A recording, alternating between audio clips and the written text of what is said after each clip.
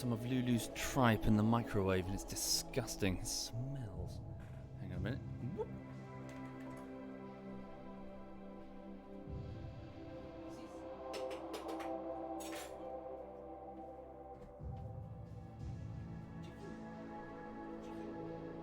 Chicken and tripe. Where's my fleece? Hang on.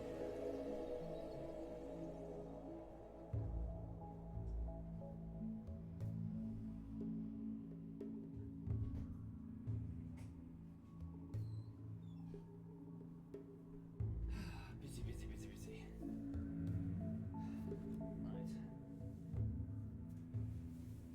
Oh, there we go. Oh.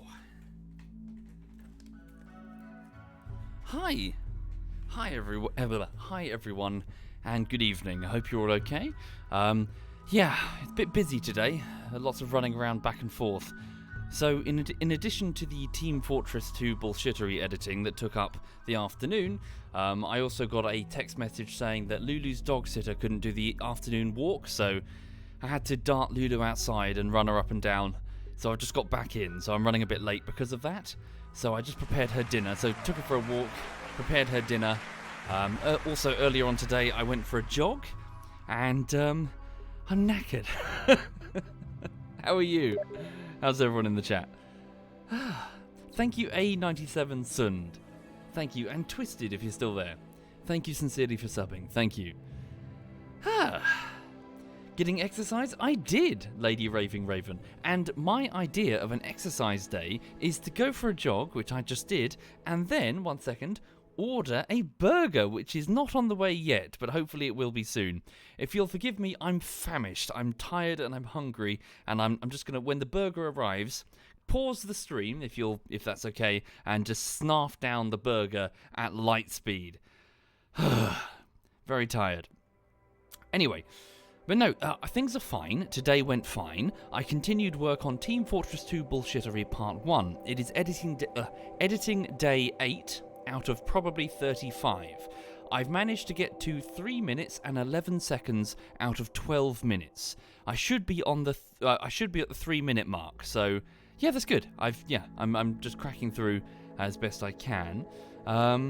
Yeah, so far so good really. Just on with the keyframing to the best of my ability. And yeah. Thank you, Wolf Slayer. Thank you very much, Wolf. Thank you sincerely. What else is there going on? Not much really. Just on with the routine. Well, it was only a few hours ago that I was streaming. Yeah, so I've just cracked on as best I could. And yeah, Lulu's fine. Cottony, where's she gone? She's in the kitchen eating her tripe and kibble, and she needs to eat all of it if she gets a treat. Those are the rules. So if she clears the bowl, then she gets a good girl treat. Otherwise, no, nothing. She knows it. Yeah, she's learned. She's figured it out by now, but she can be a bit picky. She's like, "Ooh, I don't want to eat the kibble. I'm just gonna browse the meat." I'm like, "No, you're not eating just meat because then you get the squits. You have some damn kibble." Right. Oh. Anyway, as for right now, so yeah, sorry, too long didn't read. Team Fortress 2 bullshittery still underway. Day 8 out of 35, probably. So still lots of work to do. As for right now, let's continue the playthrough of RimWorld. That's what I'm in the mood for right now. So we're playing as a group of mole people, known as the Pale Ones. The settlement itself is called Godmirror, named after the lake nearby, which a bunch of mole people could only really conceptualize as a giant mirror made by the gods, so Godmirror. We're on the lake's eastern side, and we've gone, so the lake's here, and we've gone and tunneled into the marble mountainside here. There's a bunch of naturally occurring insect nests. 2 of them were occupied, but we took over this one, you see. We figured it was a suitable place to start, so we started tunneling into it, and have since expanded over here and continue to do so. In the prior streams, we've had a couple of major crises that we had to manage. The first one was an insect infestation, which broke containment. It was in this room here, which was a storeroom for steel. It broke containment and nearly killed one of us. Lazy Space Gecko suffered some serious injuries, but she survived, and she managed to come back with nothing permanent. Yeah, that was there before. So she's okay. And then after that, we had a raid by synthetic life forms, robots with enormous guns mounted on them, that basically blasted their way through the front entrance, critically wounded the prisoner, Black, a bandit, and then basically were defeated here. So we managed to take them out, and we've taken their bodies inside to act as... oh, interesting. They're actually part of a faction. Oh. So yes, to act as a repository of parts and metal. We'll deconstruct them. I was going to say when the machining table is finished. The machining table is finished. Add a bill to shred mechanoids. That's a new job. Interesting. Shred a dead mechanoid to try and salvage usable materials. Why is it called shred? It's never called shred before. Just drop them on the floor. The workers will handle it. Thank you, Epic is here. Thank you very much, Epic. Bear with me. The dog has come over to say hi. Hey, sweetie. Did you eat your food? Did you eat your food? Show me. Show me your bowl. Show me. Good girl. Yay. Good girl. Well done. Yeah. Who's a clever girl? Yeah, well done. She's cleared the whole bowl. Well done. You've cleared the whole damn bowl, kibble and all. 1 second. Hello, sweet pea. You get this. You get this. Wow. What's that? Yeah, that's her treat. It's a bit of buffalo jerky. Yes, she likes the buffalo jerky. And then she's going to kick it under the sofa and then stare at me like, Dad. Thank you, Zabios. That's very kind. Thank you for the sub bomb, Zabios. Thank you. Thank you sincerely. Yeah, so she's being a good girl. Okay. Sorry, where's that water while we're here? Oh. Anyway, for the people just passing through, please know that I'm working on Team Fortress 2 bullshittery. I've had 8 days of a probable 35 required to complete it. Thank you, Tobin and Bunny. Thank you very much, both of you. Thank you. Right. Ooh, hang on a second. My burger delivery is on the way. Cool. Right. Open RimWorld again. Cool. Okay then, major break risk. What's wrong? Space Gecko is upset. So Space Gecko, a 24-year-old factory worker and man-hater, is very upset because she's not actually part of the Dark Suffragists, hence she doesn't have the right to wear our colours. So she is upset because her ideology does not match her surroundings. We have no slaves, we go on no raids, and she's trapped underground. You best get used to that, lazy Space Gecko. I strongly suggest converting. But she doesn't want to at the minute. Instead, she wants to have a fiesta.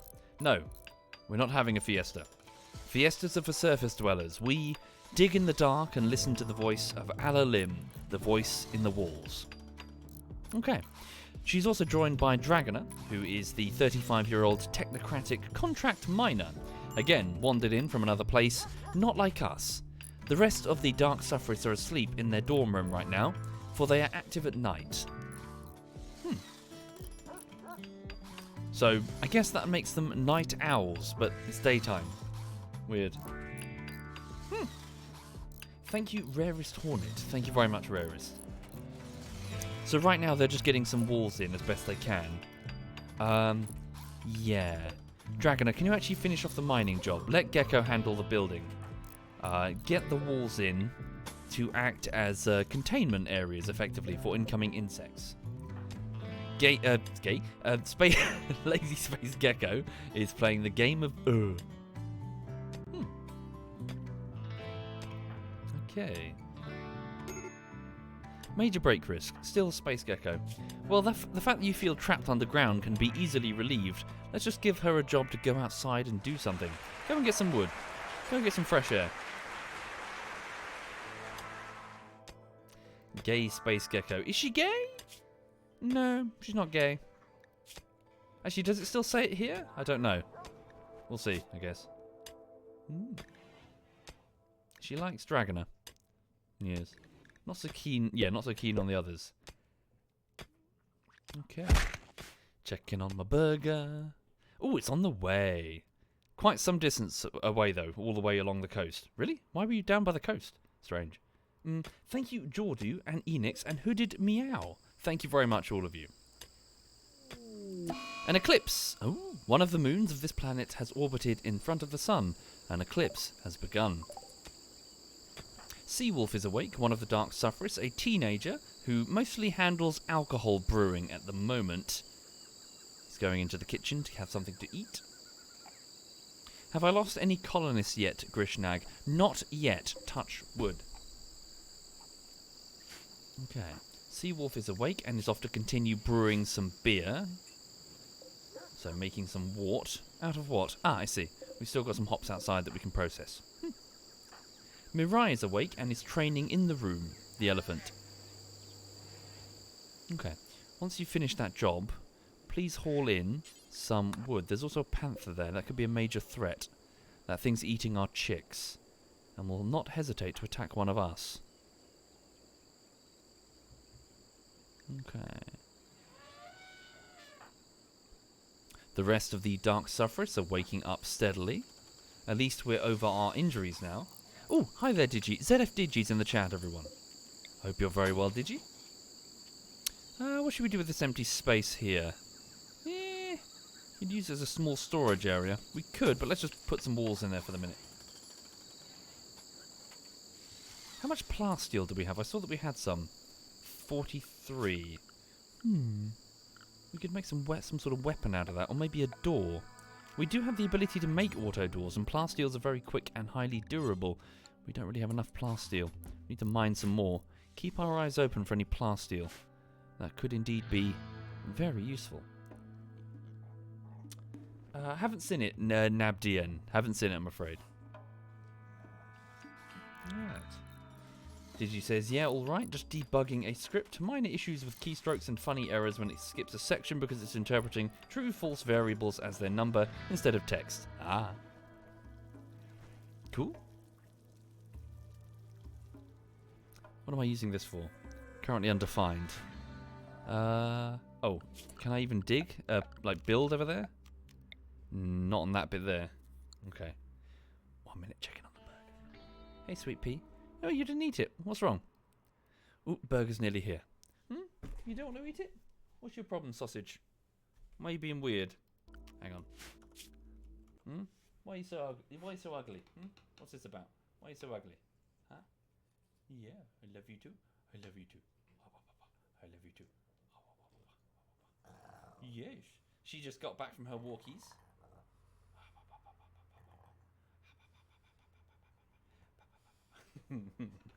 Yeah, she's happy. Thank you, some guy. Thank you very much. Okay, sorry, bear with me. I just need to watch the map thing. The dude is nearly here. Where's my mask? Hang on. There it is. Hang on. Right, if you'll forgive me just a few moments, I'm just going to leg it downstairs, grab a burger, and then just snarf it down at light speed. He's just pulling onto the road. Let's see if he gets confused. Right. Thank you, Urka. Thank you very much, Urka. Anyway, how's everyone in the chat? You all okay? Hi there, Miss Spades. Good evening. Good evening indeed. Keep flubbing my words this evening. Maybe I need a coffee. I'll have a burger and then see how I feel. What's she doing? She's got a treat. Sorry, Kinna Grill says, I'm fine, just dying of aging. Sympathise. Yeah. Hi there, Dwag. Welcome indeed. Yeah, it's bloody chilly, isn't it? I've got the heating on full whack. Hi there, Mr. Shiz. Welcome indeed. You don't have to at all, sir. Don't you worry. Everyone else in the chat has been exceedingly generous to me. Holy shit. I can never repay you. Thank you. She is being cute, isn't she? She's trying to charm me. You've already got a treat, you little bitch. Stop being greedy. Oh, okay, so the guy's pulling up. Back in just one moment, if you please.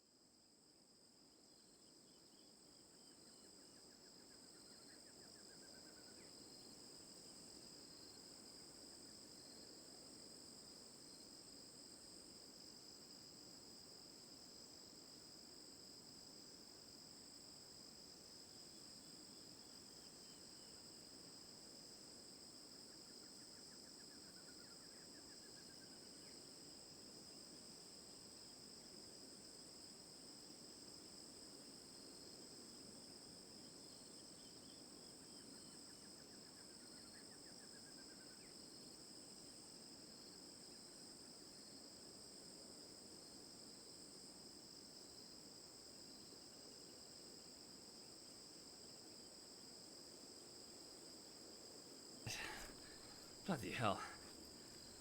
It's a lot of fucking stairs. Right. Now, if you'll pardon me... Oh, they gave me the wrong drink. Oh, never mind. Right.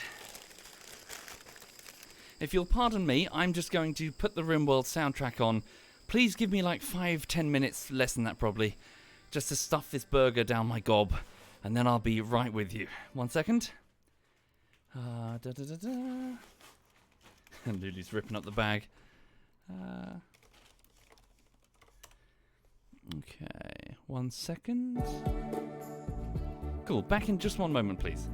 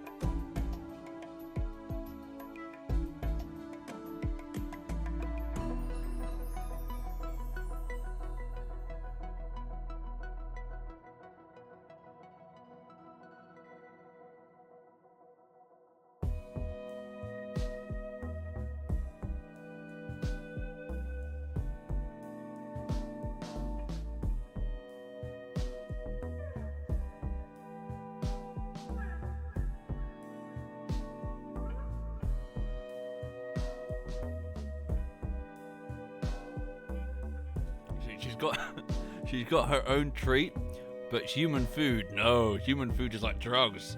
Hang on, sorry, just demolishing a burger.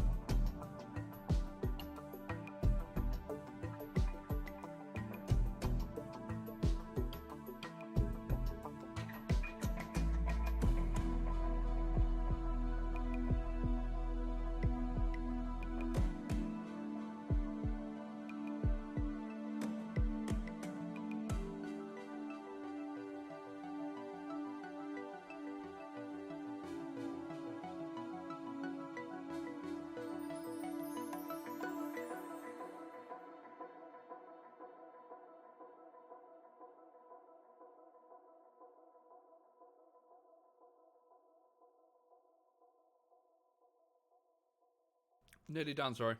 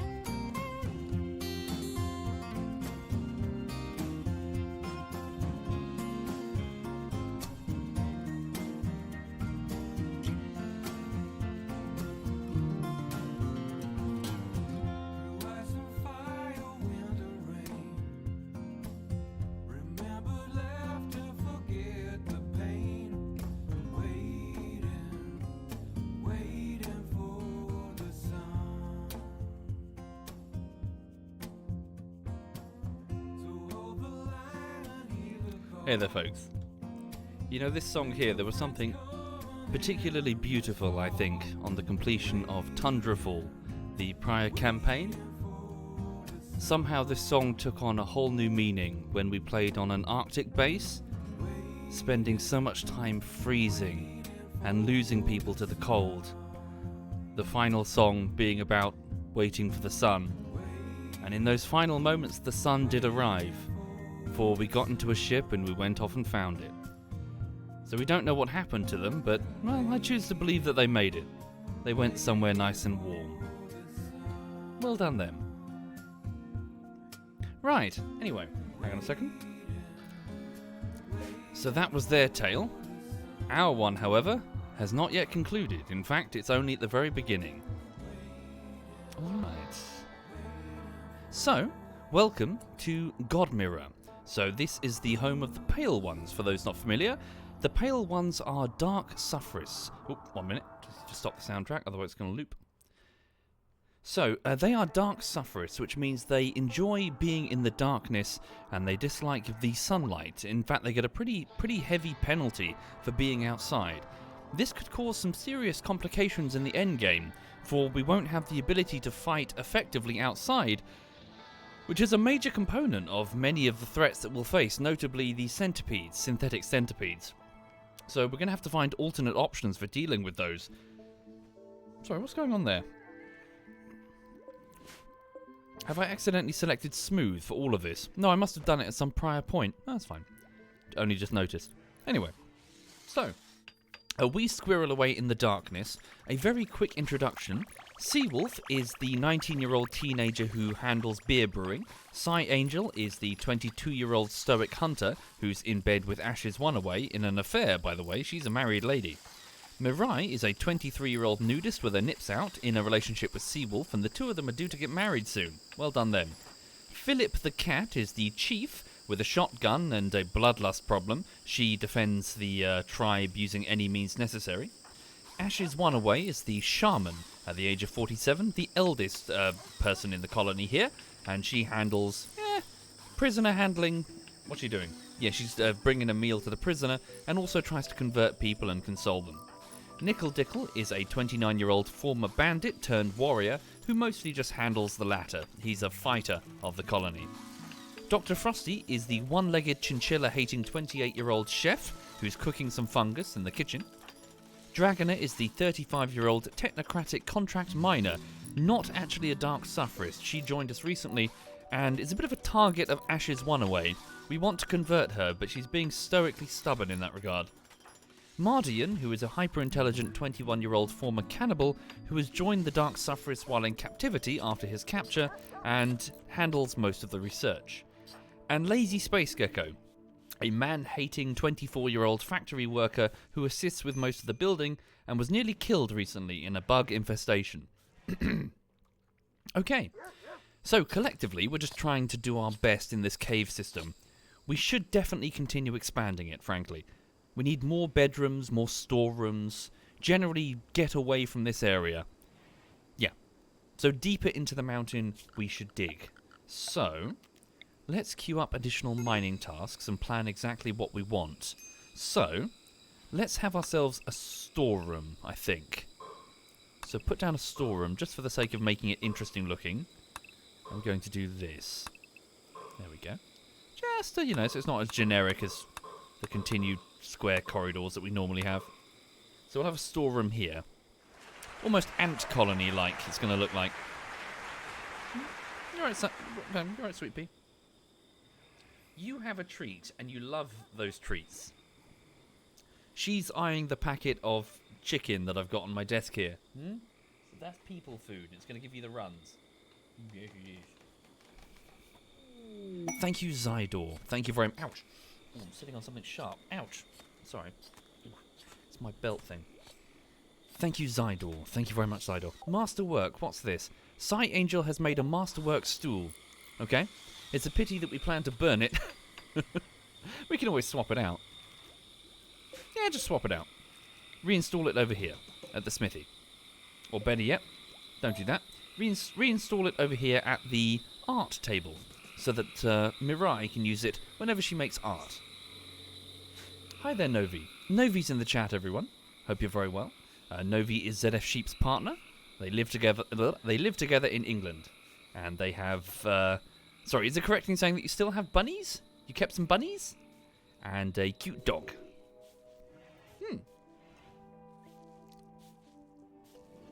Right. Oh, and Quebec's here as well. ZF Quebec is here, folks. Thank you, Rarest Hornet. Thank you very much, Rarest. Blocked by tree. One moment. Yeah, we need to make sure that we get rid of the trees that are in the way of the solar panel. Okay, that panther could be a major problem. We should try and eliminate it, if at all possible. What are you doing? You're hauling wood to one of the stools. That's fine, carry on. Oh, and ZF Digi's here as well. Yes, you are. Okay, sorry, Philip, while you're there, could you just eliminate... I need someone else to assist you. Where's Nickel Nickel? He's over there. Could you get... Yeah, just eliminate that panther before it causes a problem. Seawolf is continuing to make some beer. All right. So, yeah. 1 second. Ambrosia. Ah, a particularly rare type of fruit in an extremely dangerous position, mind you. We must be careful. So it will take a while to mature, but we should definitely harvest it. It's in a dangerous position because there's an ant hive over there. Ant hive. Mega spider hive. Keep thinking of my ants. I'm a bit worried about them, to be honest. The ants aren't eating, and it's concerning me. I'm being a worried ant dad. They're eating, but they're eating the sugar. Apparently, an initial ant farm is supposed to be extremely hungry for protein. So I've put a couple of options in there, but they don't seem to be touching them, and it worries me. So instead, I'm going to go to the pet shop tomorrow, and I'm going to pick up some crickets and see if they'll go for crickets instead of mealworms, because some advice on a forum said that they do often go for crickets. I bought some dried crickets, but apparently that's a bad idea. They need fresh insects. Okay, here we go. So Nickel Dickle, the Marine, and Philip the Chief open fire against that panther. It's coming straight for you. Quickly, eliminate it. Well done. Stand down. What's Dr. Frosty doing? Ah, you're bringing it... Yeah, bring that in for butchering. It's not necessarily the meat that we need, but the fur will be quite useful. Crickets stink? Do they really? Oh dear. Lulu dropped the toy. Did she kick it off the sofa? Ants need sugar. Oh, Jesus Christ, Keena. No. Don't be disgusting. No. So apparently they need sugar water, or honey, and then a source of protein. Hi there, Maya. Cyanide Super Hot Girlfriend is in the chat, and also the one who named the Queen, Queen Millicent. So the one that I'm talking about right now. So, yeah, I'm going to go get some crickets, and I'm going to, put like a cricket leg in there. Nothing major, but I'm just going to see if the ants will take that. No, not yet, Chansey. Not yet. Right, okay. So, what else should we do in the meantime? So, continue digging. Have I queued up those tasks? Yes, I have. Okay, so Seawolf is making beer. Psy Angel the Hunter is making flammable things. Oh, you're right, honey. Yeah, she's fine. So Psy Angel is making some flammable things in case of bug infestation, so we can burn them. Oh, where's she gone? She's bonked. She's gone to get water, I think. It's fine.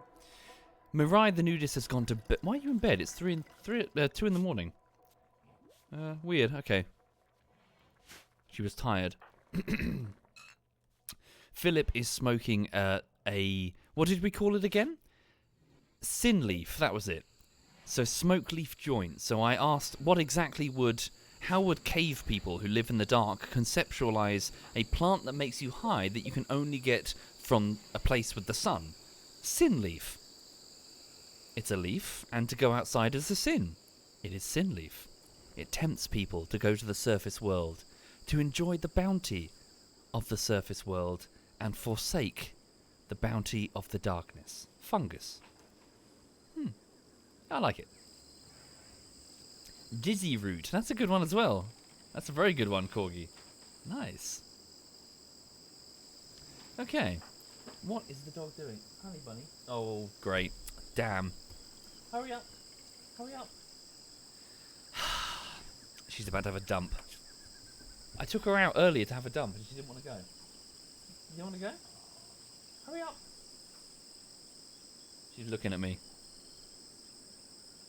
You gonna crap or not? Okay. She's staring at me now. She doesn't want to go. I've made it awkward. So she does have a plastic mat over there in the kitchen with a puppy pad on it. So you can just grab the corners, tie it up, and pop it straight into a plastic bag, and it catches the odours or something. So she's got a way of going if she absolutely needs to, but she's supposed to go on the dog walk just a moment ago. Oh well. Right. Dr. Frosty, we need to do something about the fact you only have one leg. Okay, hang on a minute. She's staring at me again. Good girl. Good girl. Good girl. Hurry up. She's sort of circling her mat. She's deciding whether or not she's going to have a poop. Hurry up. I think she's going to go for it 1 minute. Nope, just having a small wee. Good girl. Good girl. Well done, good girl. Yeah. Maybe she'll have one in a bit. Right. Okay. So, bit of peace and quiet here in the colony, so we just need to take advantage of that and just do as much building as we can. Right. Water's rotted away. Oh, she's standing on her pad again. I just came back, Energia. We started the stream having just returned from the dog walk. That's why it's like, oh, great. She's standing there on her pad looking at me. Hurry up. She's thinking. Hurry up.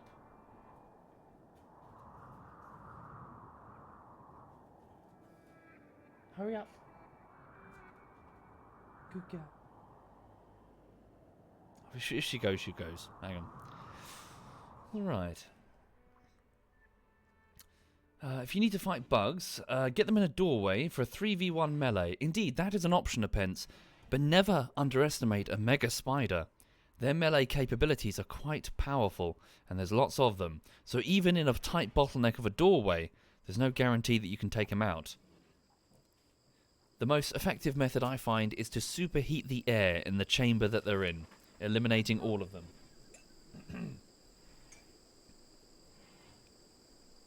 Okay, here we go. She's pooping. 1 moment, please.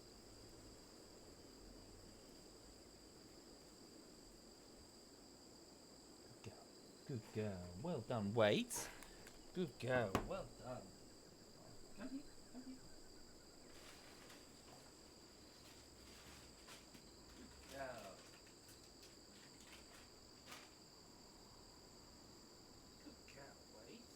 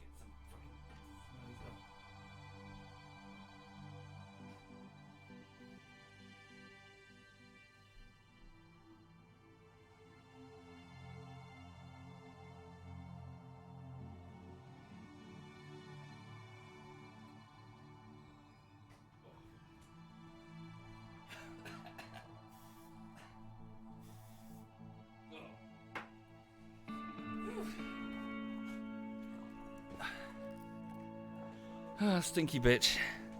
Well done, good girl. You did a big poo. Well done, you're very clever. Yes. Yes, you're very clever. He's my good girl. Right, sorry about that. So I just grabbed the corners of the puppy pad, wrapped it up, put it in a plastic bag, and then put it in the container over there. It would have been nicer if she'd done that outside like 30 minutes prior, eh? Thank you, Satir. Thank you very much, Satir. Thank you. Right, okay then. So, what's going on now? So yes, as said, a moment of peace as we just try to rebuild the cave, or rather expand the cave network. So Dragoner, the technocrat, is over here. So we can actually... If I actually give her the role of Spelunker, when she converts, if she converts, will it actually up her mining ability? What does it do? Requires mining skill. Oh, it does. Passive effect. Mining skill up by 70%. So all the... Yeah, we really could do with her on the side of the Dark Suffress. So, I need to pay close attention. So 14 hours from now, we'll try to convert her again. We need to keep chipping away at her certainty in her belief system, in the hopes that we can get her as our spelunker, our primary miner. And it'd be nice to do it before we've mined out everything we need to mine, eh? Well, so that being said, there's plenty of other resources that we need to mine. Components, steel, that sort of thing. Especially when we get turrets. On that front, how close are we to getting turrets? Quite some distance. Yeah. Okay. IEDs. IEDs might actually be prudent, probably sooner rather than later. We can use the IEDs to destroy rooms that we need to destroy. Eliminate bugs. Okay. So, most of my people have gone to sleep. It's about... Oh, of course, because it's the eclipse, so it looks like it's nighttime, but it's actually day. Okay, they're sticking to their schedules right about now. Mirai is trying to train one of our rhinos. Huh. So that's the newborn rhino, isn't it? It needs a name. Should we give it a name? Would anyone like to be named a rhino here? The daughter, male, sorry, it's the son of Rocksteady. Rocksteady the rhino. Any volunteers? Right, I'll just pick someone.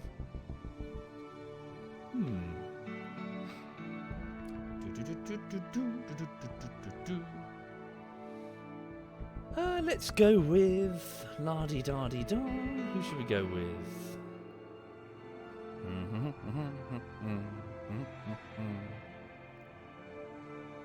Just trying to pick a name that might be, you know. Thank you, Pretty Patrick Lunchtime. Thank you, Pretty.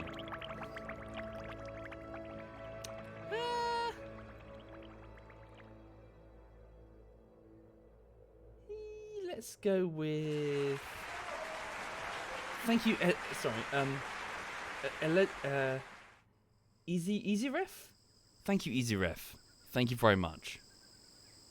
Let's go with you. Seba Boy. Right, Seba Boy, the male rhino. Oh, wait, there's another one. Holy shit, there's two.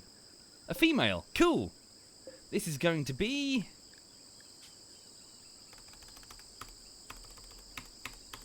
Zam Rabbit. If you want it, Zam Rabbit. Zam Rabbit the rhino. The attack rhino. She says, no, you bitch.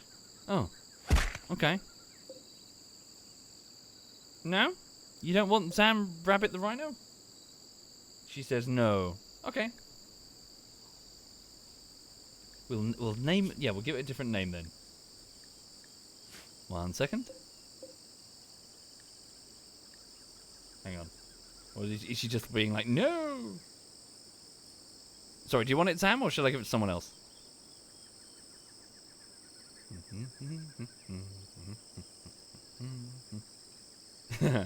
Horny McHornface.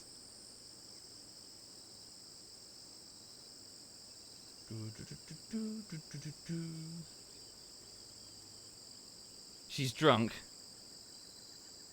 Fuck it, you're the rhino, Zam. Fuck you. Right. Excuse me, I've had rum, she says. Alright. We had so much rum, you turned into a rhino. Oh, no, piss. Oh, crap. Ah, okay. I pulled the camera off its mount again. I'll deal with that in a bit. Trouble is, I've got this really tiny windowsill, so it's got very little to grip onto. It's a nightmare. Okay, tattered clothing. So we've got some... Yeah, we need to get some proper clothes manufactured. Ash's One Away normally handles that, I think. Yeah. Right. So, most of my Dark Sufferers have gone to bed, leaving Dragoner and Lazy awake. So in the prior stream, we tried to do a conversion ritual that failed, and we also tried to have a party which also failed. It was a bit miserable, to be honest. No one liked it. Whoops. Yeah. Don't deconstruct the fire, but don't refuel it either. Okay. We also need to smooth the walls and the floors and stuff. So, yeah. Just let the construction jobs get paused for a bit and just let my builders do that. What are they doing right now? So Space Gecko is currently hauling. Really? So the smoothing jobs don't count as construction work? Thank you, Thero. Thank you very much, Thero. Huh. Strange. Am I fermenting beer in people's rooms? Yes, I are. Yes, I am. So I think it's oh, okay. I thought for a minute that it provides a positive boost to beauty, but evidently no. Huh, okay. Well, the rooms will be mostly climate controlled anyway, so seems sensible. Smoothing does count as construction. Peculiar. Space Gecko is off hauling stuff. Oh no, wait. Space Gecko is off building a trap. Okay. Replacing the ones destroyed by the scythers. Right. Carry on. While we're here, let's also expand. Can I copy the zone? Just expand the zone for now. So expand the mushroom growing zone to this area. Hide it. No. Allow cutting. Shrink zone. Hide. Hide it from me, and then plant Nutrifungus. I have no idea, Kina Grill. No idea at all. Okay, so you're off to go build the trap. Thank you, Boothroyd. Thank you very much. Thank you very much, Boothroyd. Okay.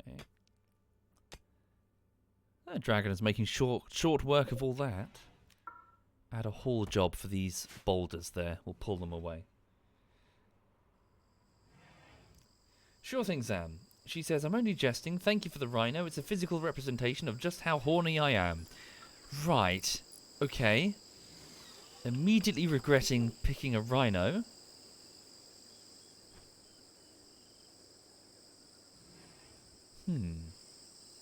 How much wart do we have? Still quite a bit, and it spoils quite quickly.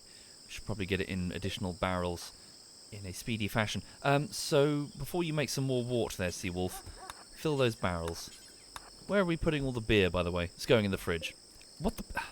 The dogs have access to the fridge. That's not good. Of course, because they're assigned to the home zone. Oops. Assign them to the... inside cave? No. Area 1? 1 second. I don't want them to access that because then they'll eat the food and potentially drink the beer. Animals inside. Yeah. Allow them access to... Okay. Not sure why animals inside has that there as well. Well, we don't necessarily... Oh, shit. Okay, just make a new zone. What's this? Area 1. Okay. Area 1. Just mark everything here. Alright, and then remove. So area 1. Remove the freezer. Whoops. Okay. What else? Where else do I not want the dogs going? Don't go into the pemmican room. I think that's pretty much it. I don't think they eat the fungus, do they? Not sure. We've got quite a bit of it anyway. Let's go to schedules, manage areas, rename area 1 to be hauler dogs. There we go. And then make sure that the animals are assigned to the hauler dog area. Lovely jubbly. Thank you, Sidark. Thank you very much, Sidark. Thank you. Alright. Psy Angel is awake, finishing that. So they're still working on the stools over here. Yeah, it's fine. Flammable material, that's what I want. Wooden shelves. Don't necessarily store guns there. Nothing that I really care about losing. Store something semi-valuable that I don't care if it burns, or even something that doesn't burn. Just store some steel in there. Yeah. Ah, better idea. Store some stone blocks so that we can quickly use them to seal off areas. And that won't burn either. There we go. Alright. So, for the people just joining the stream, you're looking at a group of mole people who are living in their cave system called God Mirror. We started here, and we're gradually tunneling deeper and further away, but we shouldn't let that give us a false sense of security, for the enemy can still just tunnel in, and they'll probably go from here. Therefore, if I do build storerooms here and here, I must make sure that I cover them with various smaller sacrificial rooms here. Alternatively, if I chose to clear out the bugs I could seal these areas and utilize this as an additional mushroom growing area. A much bigger mushroom growing area. That could be a good idea. Give me access to a lot more territory, give me a secondary entrance that I can defend, just generally give me more options. Have I started researching the IEDs? Not yet. I'm still working on body armor, proper composite armor as opposed to just pieces of steel that we've hammered together. Okay. Dr. Frosty, what are you wearing? Steel plate armor. Yes, you are. You're wearing that set, aren't you? Would you mind dropping it? It's mainly for an emergency thing, not like all the time. Thank you, Damro. Thank you, Knocklack. Thank you, Knocklack. Thank you for doing that, Knocklack. And thank you, Me Edible before that, and Boothroyd before that, and Thero before that. And Battle Trunks and Seth, thank you all of you. Sorry for missing you, folks. Thank you. Connect a tunnel to the bug area, but keep the bugs as guards. We could do, but frankly, they are some pretty ineffective guards. They're going to be wiped out fairly quickly.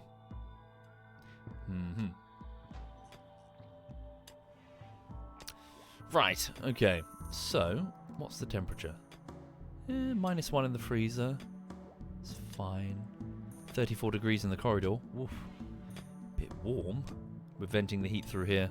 Trying to vent it across most of the base here. 30 degrees. 24 degrees. Dragon Lagoon. It's a random event adventure game that's basically Dwarf Fortress meets Firefly. You play as a group of people who have crash landed or have started as a tribe on a RimWorld, a world on the galactic rim, which, if I just show you now, is divided up into lots of these sections here. So each individual one is a small randomly generated section. There are lots of different factions, from robots to bandits to cannibal bandits to friendly tribes to technocratic survivors like you. Everyone has their own ideology if you have that DLC, so their own ideology. Some of them are drastically different, and you've got to survive as long as you can. There are further endgame objectives in the form of escaping the hostile world, the RimWorld, by getting a ship and leaving, or building a ship and leaving. But your first priority is to just manage the whims and wishes, the strengths and weaknesses of your people as they live together on the RimWorld. Okay. We could do with some more wood. We need to keep quite a stockpile in the event that we cannot get outside. It's an important fuel. So before we go to... Oh, we've just woken up. Okay. So could everyone just pop outside quickly and just grab some wood? Mirai, would you mind? Yeah, just go and just grab some. Yeah, there's a whole bunch out there. Oh, no, she's not allowed out because she keeps going... She keeps wandering far. I need to keep her on a tight leash. Okay.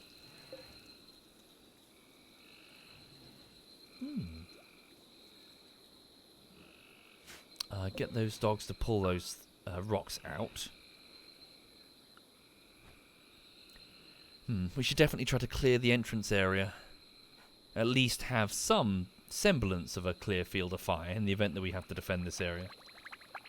Thank you, PTE? Sorry, PT. Thank you very much, PT. The boar event. Oh, we just killed them, Sway. Well, they sort of chilled out and then we just killed them. It's fine.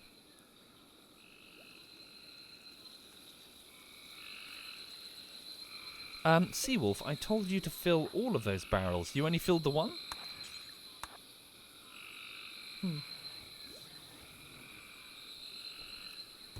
Really, Edster? Edster? Yeah, fingers crossed it goes okay. You never know.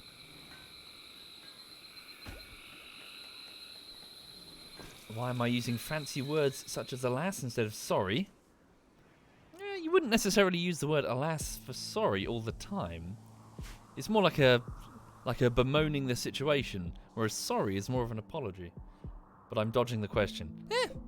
Just nice to say, I guess. Okay.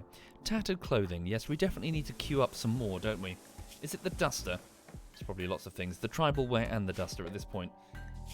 Oh, I've already queued them. Queue up a few more. Who does that normally? Ash is one away. But I've switched her over to handling the prisoners and also hauling? Yes, I did. So handle the prisoners, and when you're not doing that, do some tailoring, please.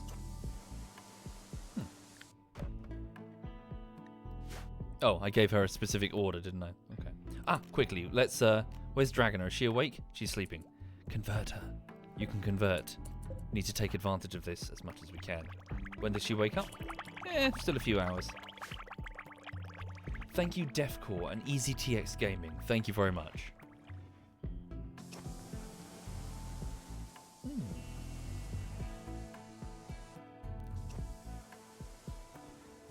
Right, we're mostly okay. Our stocks of pemmican are okay. Someone's dipping into them, though. It's probably our two non-sufferers.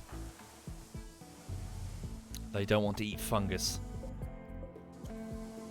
Kibble. We could do with some more. We've only got 14. Unsuspend the kibble job and make sure that we're utilising not insect meat. It's too delicious and gooey. Use other meat. Okay. What are you doing, Ashes? She's meditating in the corridor. She's trying to commune with Alalim, the voice behind the walls.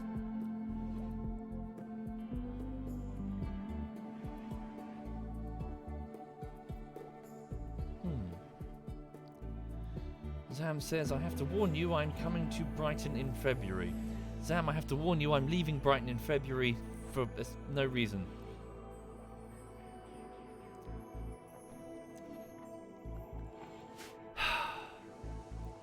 If I ever get axe murdered, just saying, can someone point the finger at Zam, please? Thank you. Oh, hello. Ah, good. Flak armor. Craft clothing with metal armor sewn in to resist bullets and explosions. The weighty armor slows movement slightly. Okay, it's probably going to be better than full plate armor. So, well done, sir. Let's indeed switch over your project to the IED, which won't take as long as the flak armor, only 1,000 research points instead of 2,400. Start it nonetheless, and then we can start using some of the, start making IEDs. Right, we should definitely think about getting some proper armor. Let's have a look then. Flak vest, pants and jacket. What does it require? So 30 cloth, 60 steel, 1 component apiece for each jacket. Okay. Flak pants, 30 cloth, 60 steel, 1 component. Yeah, just start making them, frankly. And we've also got some simple helmets and a flak helmet as well. So what's the flak helmet made out? So hang on. Plasteel, a little bit of plasteel. Okay. We don't really have the plasteel? And then again, we've got a bunch of mechanoids.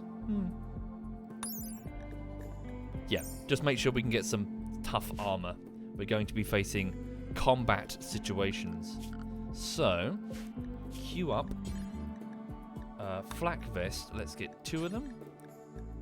Flak pants, trousers, sorry, let's get 2 of them. Flak jackets, let's get 2 of them. Okay. And also, yeah, a couple of helmets as well. There we do that first. And let's shred the mechanoids first. Who can handle this job? Mirai is fairly good with a skill of 7. Ashes has a skill of 11. Okay, Ashes, if you could take that as your top priority once you finish meditating, please disassemble the mechanoids for their plasteel and then start trying to manufacture some defensive equipment. She's off to try and convert black. Could you do that? Make a start, please, at the machining table first. Start pulling apart the mechanoids. See exactly what we have available. And then hopefully by then, Dragoner would have woken up. Okay. So Mardian, the former cannibal, is playing a bit of billiards in the rec room. Seawolf, the teenager, is having a beer.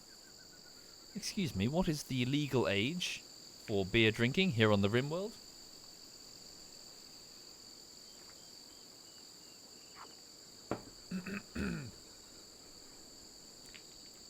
One second.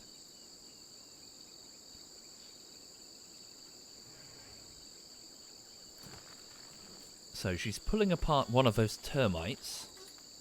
10 plast steel, 45 regular steel. Not too bad. Pull them all apart. Good, we have fewer ducks at least. Thank you, Fakos. Thank you very much, Fakos. Sight Angel is just repairing some of the damage done in the prior raid, so I assume Lazy's doing the same. Off to eat goat meat. Raw goat meat? You would prefer raw goat meat to cooked fungus. You strange person. Okay. Queue up some regular meals then for our strange non-suffrist types. And do it until we have... Oh wait. That's going to be confusing. Simple meal, vegetarian, carnivore.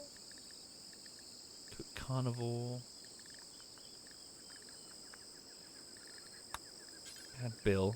Okay, just cook simple meal. Do it 11 times. I can always just re-queue it if needs be. And then instead, tell them to use all meat that isn't insect. Yeah, it's fine. And all animal products. All vegetarian that isn't fungus. Okay.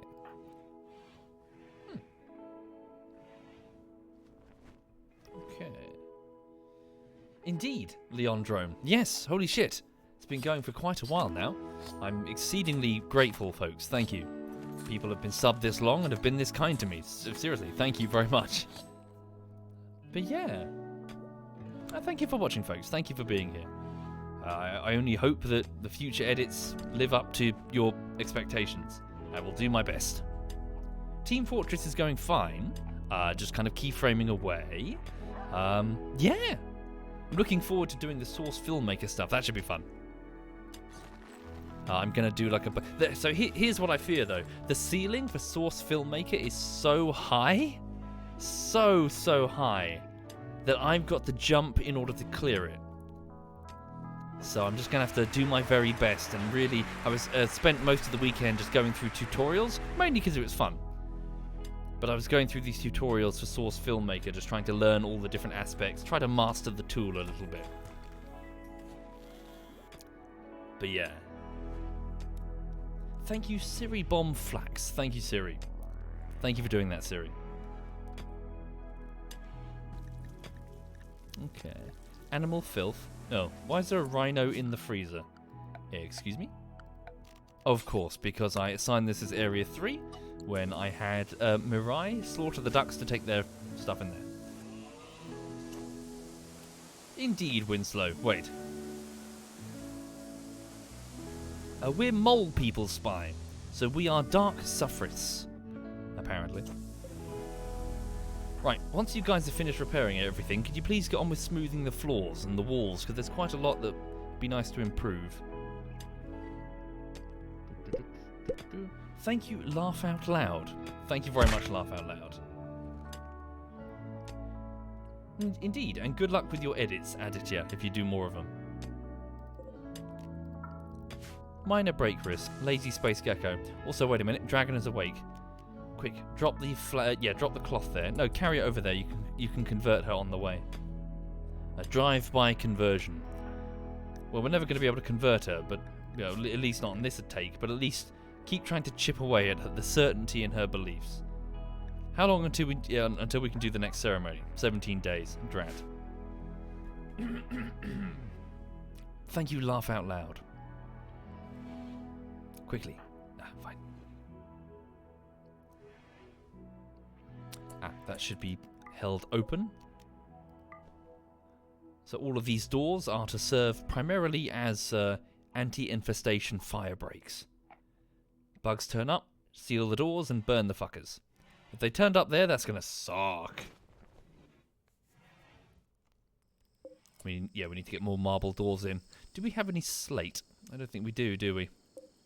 Marble, slate. Is slate the toughest? I can't remember. Is it sandstone? No, it can't be. We should try and get some slate blocks. It's got a higher damage value, I think, for the doors before they break. Granite? Granite's the toughest? What does granite look like again? Granite wall over there. slate. Slate.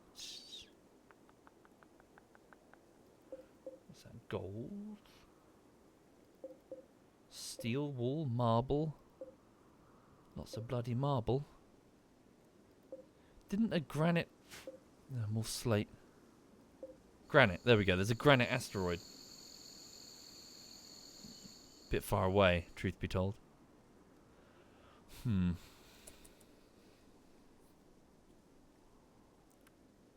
Okay. So, Dragoner's going that way. Quickly, quickly, drive-by conversion. There we go. Have you heard about our Lord and Saviour, Alalim? It failed to convert her, but her certainty fell to 48%. Keep chipping away. We need her on our side. Okay. Go get some food, Ashes. You're quite hungry. So, most of the sufferers are going to bed. It's 11 in the morning. A couple of predators outside now. Need to watch for them. As they get hungry, they could be a threat.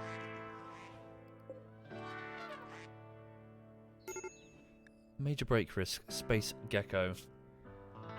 8 raw food. No recent conquests. She's a bandit and she's getting a bit feisty. She wants to go and enslave people. Yeah, still a bit runny, Zam. Thank you for asking, though. I definitely got a cold. Sorry, am I snivelling? Right.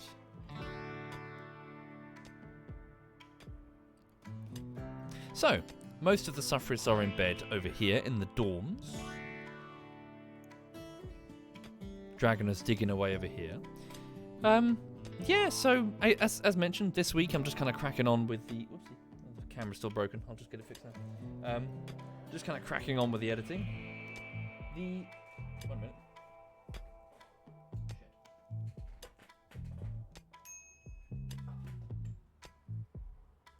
So the ants are quite interesting, but yeah, as mentioned, I just need them to start feeding, to start eating some protein. I really want the ant farm to grow. But yeah, considering getting a camera on them, then you can see what they're doing in real time. 1 minute, just going to fix the camera.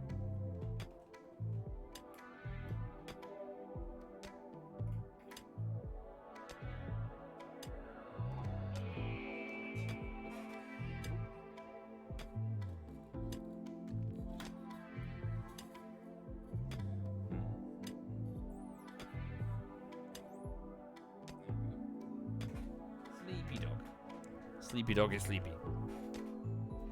How many worker ants do I have now? I'm not entirely sure.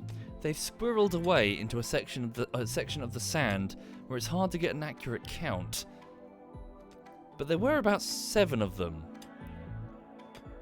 But they had some eggs that were close to hatching, so it could be more now.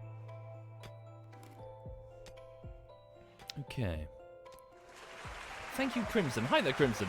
Thank you for the 63 months of the Tier 3 sub. Holy shit, dude. Thank you sincerely, Crimson. You're very generous. And thank you, Dr. Luck, for the 37 months. Thank you. Thank you for your kindness, gentlemen. Thank you. I hope you're very well, Crimson. Okay. Yeah, it's just common black garden ants, Cronky Ben. So nothing special. Just regular old black garden ants.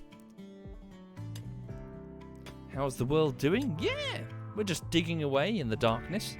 We got ourselves a proper mole people colony. The outside is scary, full of sunlight. Ugh. Alright. So what are we doing with this prisoner, by the way? We're trying to convert them. They're slightly malnourished, because Ashes was busy and didn't get any food. Nickel Dickle, who's that over there? Philip. Would you mind bringing some food? Not assigned to wardening. Psy Angel sleeping. Dragoner could do it. Dragoner, stop mining for a second and bring some food over to Black. Deliver food.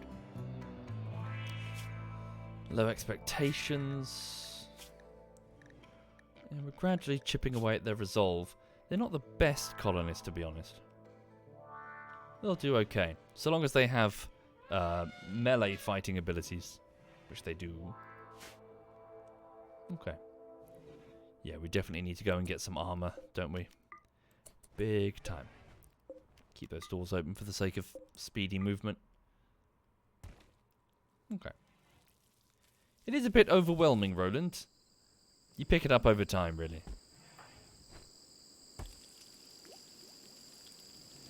Okay. Seawolf is preparing some kibble for the dogs. Good, good. Carry on.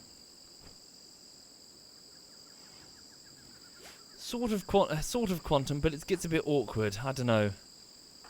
Merchandise is one of those things where it's kind of like, ooh, not sure about that. I don't know. I'm probably going to very rapidly get in trouble. Okay. Right, so the Dark Sufferers should be waking up soon. Most of them, at least. Yeah.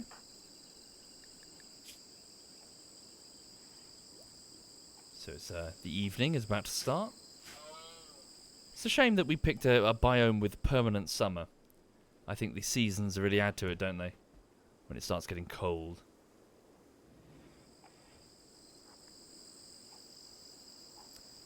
Alright. If I want to convert Dragona fast, I could imprison her, beat the crap out of her so she has a crisis of belief, so her certainty in the beliefs plummet. Jesus. It's grim. I'll think about that. Also, let's make sure that we've still got... Hang on. Make sure that we've still got some anti-bug containment processes in place here. We don't know exactly where they're going to appear, so let's take precautions. Okay. I'll make sure we're doing that there as well, and there. Right. So our builders have some tasks for them to complete. Gecko and Psy Angel are getting to work immediately, but I really would like them smoothing some of the floors. Bill complete. Cook simple meals. Hopefully that should keep the non-sufferers happy. Mardian is making a good head start in the research lab. Should really get that floor made. Is it like a sterile floor to improve the research speed? Is that still the case?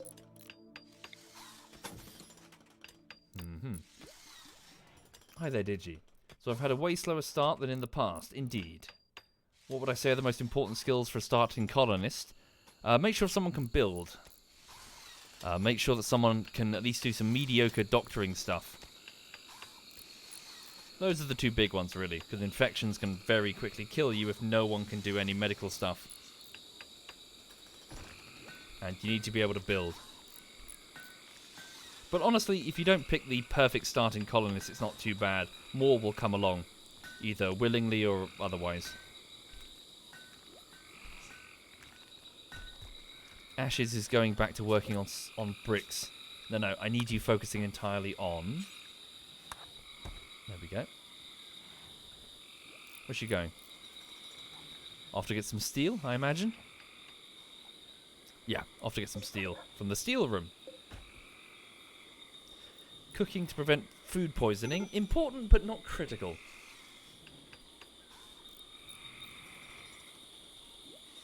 Again, picking perfect starting colonists, I wouldn't worry too much. I've broken the refrigeration's venting. So I have. Good shout. 88 degrees. Yikes! That means the refrigeration just stopped. 85 degrees. Open that door. Bit warm. Cool.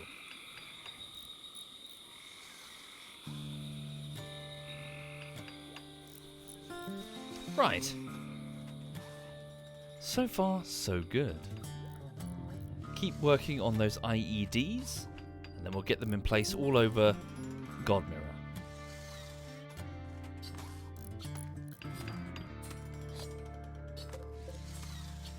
Alright.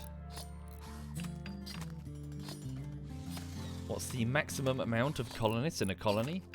I'm not sure, but I think when you reach a certain point, Randy Random starts to get a bit arsey. best not to test him, hmm? I imagine if you didn't play on that difficulty setting, or even turn the difficulty setting down, it might be fairly easy to get quite a lot of them. Probably like 30 or 40 even. But do that with Randy and, well, he's gonna start getting a bit feisty. Which is why, forgive me, we also need to be a little bit careful about exactly who we recruit. One of the problems that Coloma's Creek had, and it was very evident towards the end, is that we had like half either incapable of fighting or pacifists. It really did end up as a bit of a drain on us. It meant that after a couple of raids with the wounded warriors, we were defenseless.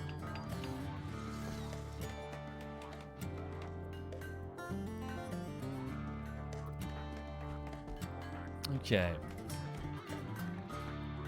Space Gecko is still quite upset. Yeah. Oh good, hang on, we have a rec room now. Of course we do. What am I talking about? I built one specifically. Alright.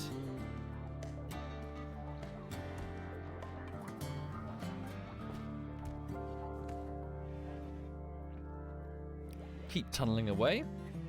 When's this marriage then? You two gonna get hitched? Ah, good. Psy Angel's smoothing the floor now. Good, good. Is Gecko doing the same? Well, Gecko's asleep. So just go tile by tile, smoothing everything. Make it look nice and sexy. Thank you. Does it also give a movement speed bonus? Maybe. Oh yeah, look. So smooth marble. Walking speed, 100%. Rough marble, 87%. Lovely. So definitely focus on the main corridor. Right.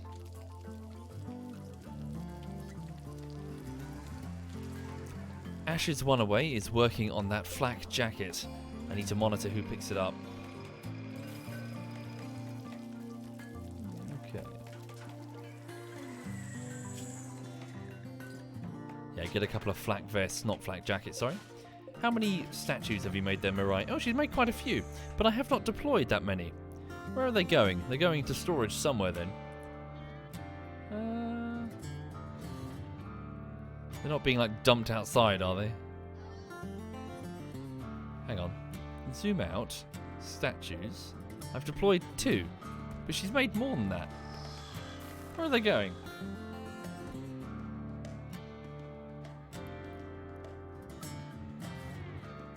I cannot see them. Is it possible to fail making art? That's strange.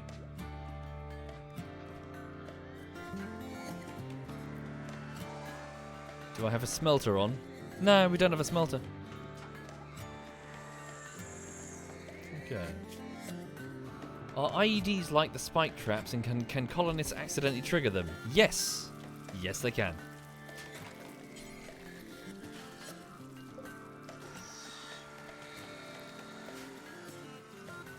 Right. Here we go. She's almost finished with the first jacket. Major break risk Space Gecko, but she's sleeping. Indeed, Hitler failed making art. Critically failed. Failed so much he started the Third Reich. That's how bad he failed at making art. Don't be Hitler.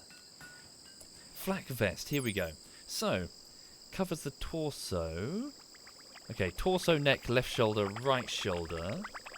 So 115, 41, 31. Okay. Torso, neck, left shoulder. Okay, so it provides greater protection from sharp. Okay. Layers, middle and outer. This is just the middle, yes. Okay, good. Yeah, get some proper armor. This is going to be better than the steel plate armor here. And it also doesn't reduce moving speed to the degree that that does. Okay, so let's get someone wearing that. Philip. Yeah, let's get you wearing that, Philip. Actually, is there a... I think Nickel Dickle's going... He's going to go fighting, isn't he? Isn't he? Hang on. Who's fighting in the melee? Who might... No, it's fine. Give it to Philip. So, go over there and equip it at the next opportunity. Ashes, go get some food. Hi there, Bavin. ZF Bavin is in the chat. Thank you, a fucking bird. Thank you, fucking. Thank you.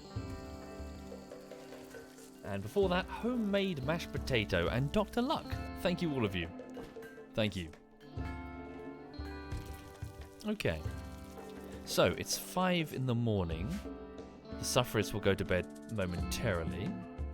How long until we can do another conversion? Quite some time. 2.2 days. Okay. Well, it's September right now. Alright. So we're getting to the tail end of the second year. So far, so good. Keep smoothing that floor. Bloody hell. You've been doing that for hours and you've only got here? Christ. Bavin said I helped a sexy lady cross the road. Still waiting on the thank you fucking. He might be waiting some time, I'm afraid. He is.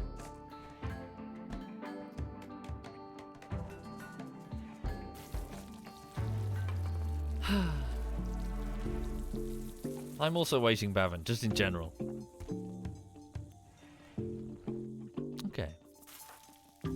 So Dragon is getting back to work mining. So yeah, we should definitely allocate this as a stockpile zone and start moving things over here generally. What are we going to store here? Yeah, just a general stockpile zone, really. Whatever's, yeah, just copy over the settings. So copy and paste. There we go. And yeah, we'll just clear everything, but something specific. What should we use this room for? Could be hop storage, to be honest. I mean, it's near the brewery. Hops, wort, maybe. Yeah, low priority. Actually, no. Good priority, yes, to store. Manufactured. Raw resources. Plant matter. Hops. And then over here, we'll remove hops. Oh, it's already... Wait, it's already removed? Oh, okay. We weren't supposed to be storing it there anyway. Weird. Also, the dog has farted and it's horrendous. Ugh. Alright. Philip, you look a bit silly wearing that, sir. Ma'am, even. Yeah, I need to dye that properly. Ashes needs to get some more armour sorted. She's going for a walk right now. Is the storage area a bit too far away from everything else? Well, it's near the workshop. We should maybe make a small route this way as well to get there. So the workshop is where it really needs to be. So the people manufacturing things can come back and forth. But the best place for the storage rooms is the far away from the outer defences, really. So you're going to be storing everything of import in there. So yeah. Also, a fire in that area would be a bit of a crisis. So, it might be worth having multiple different storerooms. Redundancy. Indeed, I'm the one who keeps feeding her tripe, but she likes it so much. Also, I've done it again, haven't I? Again, all the other streamers who are doing this, for a living, they've got these tasteful backlit, maybe their merch on display. I've got my underpants drying on the dryer. Fuck's sake.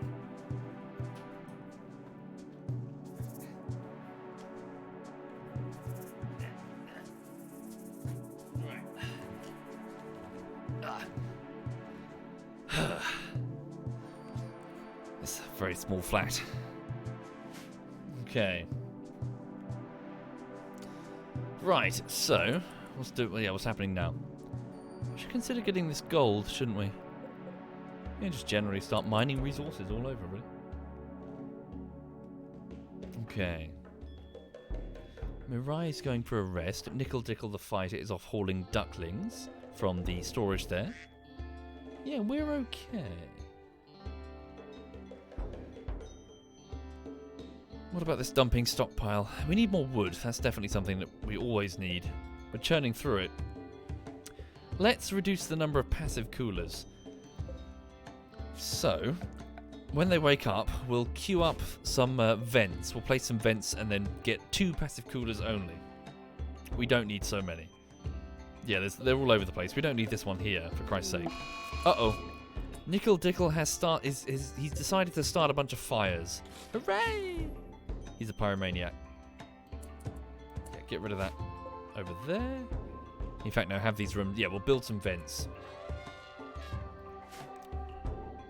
So Nickel Dickle is starting a bunch of fires while his Dark Suffrist tribe mates are away, sleeping, leaving it on Lazy Space Gecko and Dragoner's shoulders. They don't apparently give a shit, strangely. Dragoner, fire. Okay.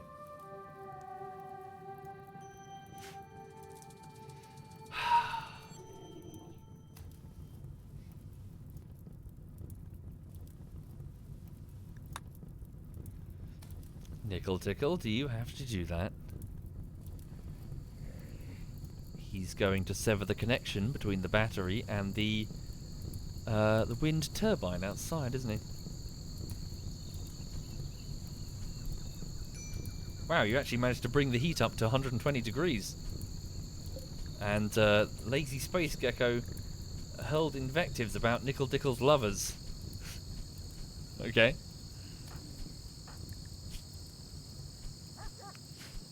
No, you dingus. For fuck's sake. He'll get over it in a minute. Dragon is just standing, just staring in disbelief. Now one of you stay here. Babysit him.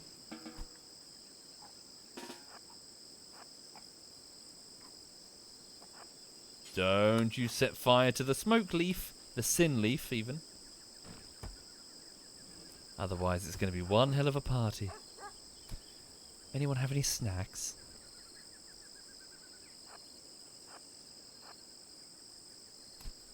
Stop it.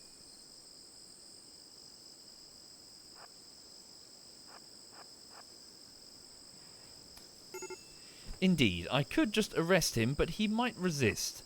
If he resists, then we'll be starting a fight, and if there's a fight, someone could get hurt or killed. It's not worth it. Instead, let us just babysit, follow him around, put out his fires until he gets over it. Oh, he stopped it. Good. There we go. So now he has the mood buff Catharsis. Right? No? Oh, you don't even get it? Oh, okay. Never mind. God damn it. Interrupting mental breaks can stop the buff. Oh, shit. Heat stroke. Nickel Dickle. Yeah, it's going away. It's fine. Alrighty then.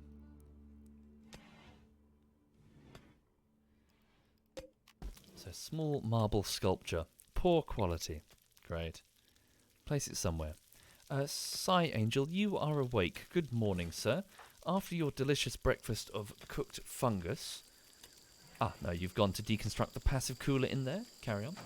I need him to go and build some vents for me. Wait, have you eaten? Eat something. Busy day. Go, go, go. Space Gecko is meditating in front of the ideogram on the floor. You're not even a Dark Suffrist. Interesting. Okay. Right, Sight Angel, could you go and break down...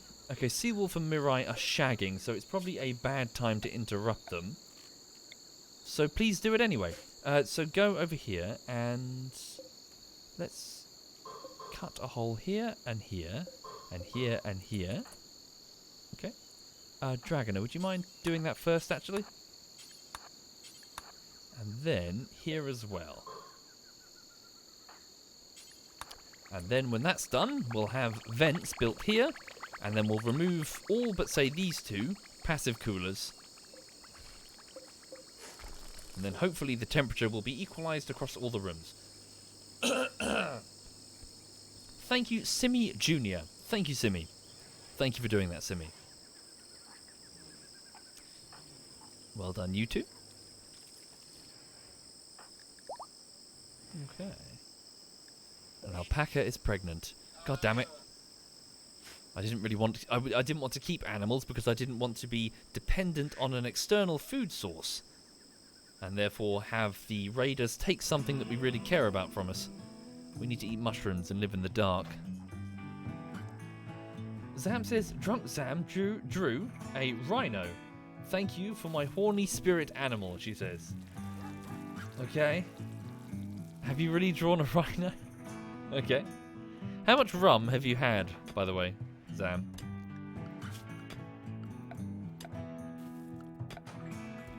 Right. Put down a vent. She says, yes. That's concerning.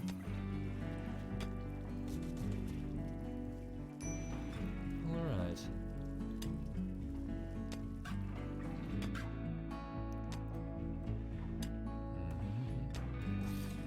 There we go.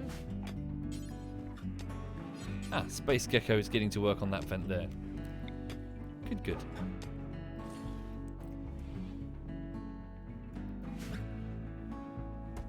Alright. Restrict that suit of armor there. Yeah. Keep that restricted. Maybe move that one as well. Nice one, Gecko. Please do that one as well. Oh, you're already doing it. Good man. Lady, sorry. Why does she hate men? Hang on. She hates men. She was a musical kid when she was younger. As a child, Lazy Space Gecko had a talent for playing musical instruments and singing. She was given expert training and loved to perform in recitals and concerts, though the lavish praise she received made her a little self-obsessed, an artistic boost with a social drop. Factory worker. Lazy Space Gecko did menial, unskilled work in an industrial factory. Her job also included caring for the mules and horses which transported the goods, construction and animal skills, and crafting. Cooking disabled, art disabled, research disabled, and crafting drugs disabled. No specific background that would, explain why she hates men. Agrees with memes, female supremacy. Is that what she's with? Supremacist, a raider supremacist. Male clothing. Honourable slavery. So she's a true raider. Okay. Wow, she is a proper true raider here.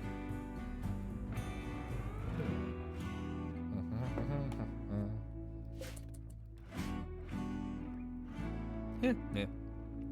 Damn it, Dr. Frosty put that suit of armour on again. Could you take it off and put it on the rack there? Trouble is, it slows you down, and I need you just doing menial work right now. Right. There we go. Let's haul it. No, it's restricted. Can you haul it? There we go. Whoop. There you go. Cool. Take care, rarest hornet. Sleep well. Alright. Things are okay so far. Hopefully Randy doesn't drop something horrible on our heads momentarily. Ash's one away has gone back to cleaning. Cannot make flak helmet. Need materials. Flak helmet? Steel, cloth and components. We have steel. Do we lack the cloth? We might lack the cloth. We've just planted some cotton. That's probably it. No, wait. Cloth. Components? Perhaps? Maybe. How many components? Just go up here. 38 meals. Components. Here, maybe? It's probably components. Okay. So. Oh, yes. Thank you. The last bedroom vent. We'll do that over here. Thank you. Okay, so we'll go and have Dragoner mine for some of the components in the walls. Lovely jubbly. Take the ones here. Right.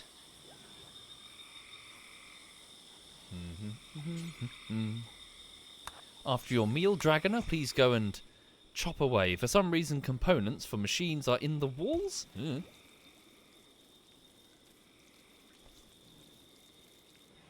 Okay. Minor break risk, Lazy Space Gecko. We're mostly okay. Our defences are kind of weak, which is why we need armour big time. Just keep Ash's one away focused in the workshop as long as we can. Maybe some additional traps might be prudent. Some IEDs, certainly, which is why we're researching them. Thank you, Revan. Thank you very much, Revan. We could do checker. We could do. We don't really have that much cotton right now, though.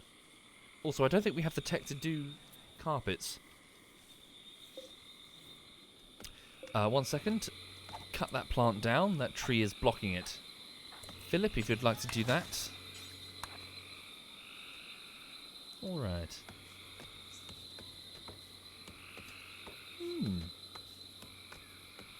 So anyway, for the people just passing through the stream, moving on, please know that I'm working on Team Fortress 2 bullshittery. It is editing day 8 of a planned 35. So far so good. Sorry for the high estimate there. I expect this project could be quite complicated. Source filmmaker, basically. For some of it, not all of it. Indeed, we could do that to Juji. To Juji, even. How to cave people build a technologically advanced windmill, by the way. It's not that advanced tech, if you think about it. Water mills and windmills. We've used those since medieval times, haven't we? Even classical antiquity with many of them. And getting electricity is, again, quite simple. It's one of these things that seems like it's super complex. It is to us today, but you just need to lay down some copper wire and get a magnet, which surely you'd find digging around. You'd find metal that reacts strangely to other metal. Then all you have to do is move it over some copper wire and you have electricity. But the windmill, in particular, you know, just to grind flour. That was all very simple. Okay.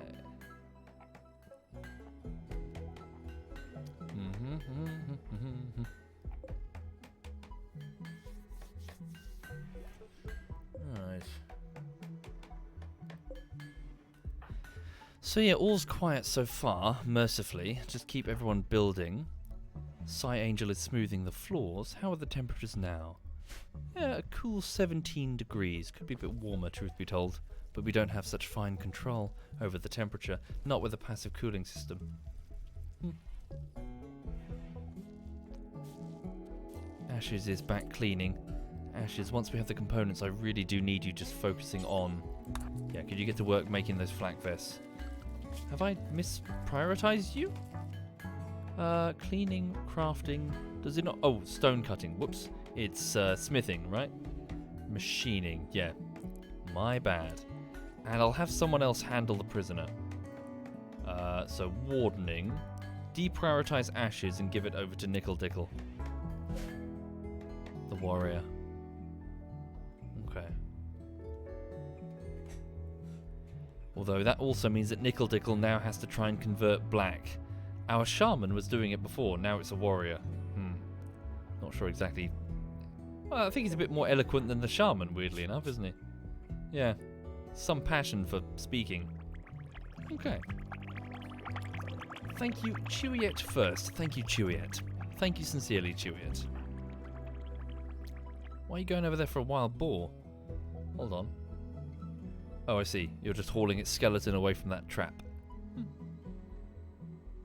Is there active cooling? Well, as in, what is it? Cooling. It's specifically coolers, as in electrical coolers, where we can heat them up or, you know, cool them down. Maintain the temperature at a certain specific, requirement. Thank you, the Loigi. The Loigi? Logi? Thank you, Loigi. Thank you very much. Thank you sincerely. What's that? Umlaut's posted a link to something. What's this? Is this Sam's picture of a rhino? That's pretty good. Have a look at the link, everyone. That's Zam's picture of a rhino. It's a pencil drawing of a rhino looking at the viewer, and it says wild and horny. Yes, it's Zam. Indeed. Well done, Zam. That's pretty good. You're very good at the art thing. Yeah, she's actually a very talented artist, everyone. She's, oh, bloody hell, fuck. How much kibble? No? Okay, it's fine. Suspend the kibble job. No more kibble. That's quite enough kibble. Yeah, she's very, very good at the art thing. She's done some wonderful paintings of Lulu and other things. Hmm. Can we get that kibble? Oh god, it's overflowing. We've got so much kibble that it's overflowing the kibble spot. Thank you, Halton. Thank you very much, Halton.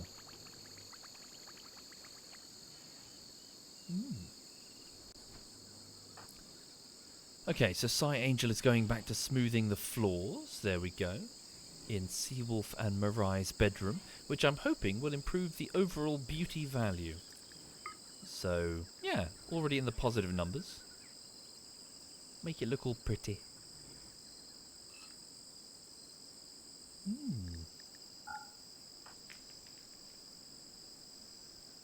Okay. So while you're there, just smooth that wall. Does it... Just curious about something. It'll change the texture, but does it also change the hit value? We should double wall this. So 450. Where's Space Gecko? It's also smoothing floors. Nice. Yeah, get... Oh no! We've caught the plague! 4 of my tribespeople have gotten sick from the plague. Ensure you have enough, have a medical bed and a doctor. Make sure that they get proper treatment and spend as much time as possible in bed. The following tribespeople have the plague: Seawolf the teenager, Chief Philip the cat, Dragoner the miner, and Mardian the linguist. Drat, that means the doctor has the plague. Okay. Get them in the med beds. Make sure it's all clean and warm. And what are you doing, Sweet Pea? 1 second.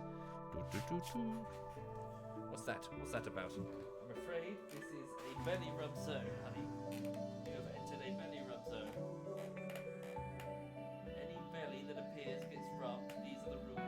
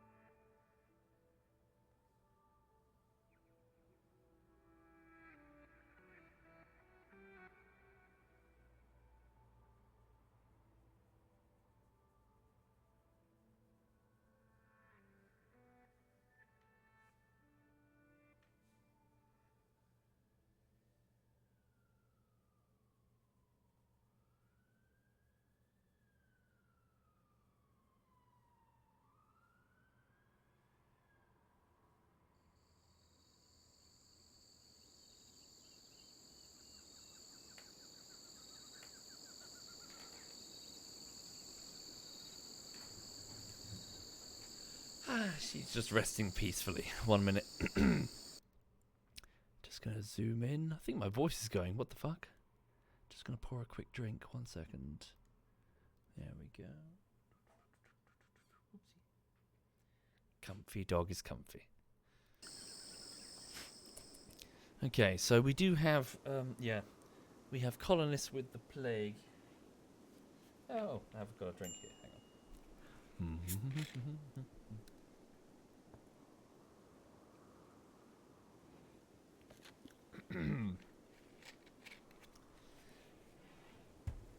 Right. Yeah, she's very happy. And I'm happy to have her. So, let's get the people with the plague in bed. Yeah, we need to give them medical attention as soon as possible.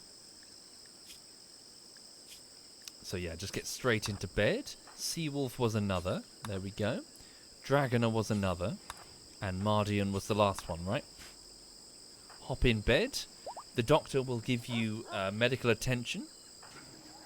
Ashes can't yet provide counsel, as in health. What's it called? Preach health. She cannot preach health yet. And I want to try and use the conversion on Dragoner anyway. Okay. So are any of you doing anything super important? Well, Dragoner, I suppose. So Nickel Dickle is handling the prisoner. Should be okay. Tend to the 1 by 1, Dragoner, and then tend to yourself, and then get in bed and sleep. And then we'll have someone else feed you all, actually. Who could do that? Any of you, really. Just pick anyone to come and feed you. Make sure that self-tend is enabled. Okay. There we go. And Space Gecko, what are you doing? Smoothing the floor, that's important. Cool. Yeah, Mirai will feed you. No, Nickel Dickle can feed you. Okay. Rest until healed. Tend to. Feed Seawolf. Okay. Ah, good. 2 flak vests are now ready. Nickel Dickle, if you'd like to do the honours. Ashes, could you get back to work on the next one? Go get some food first, you're doing great. Nickel Dickle, could you please get that body armour on? Well, after your meal. Okay.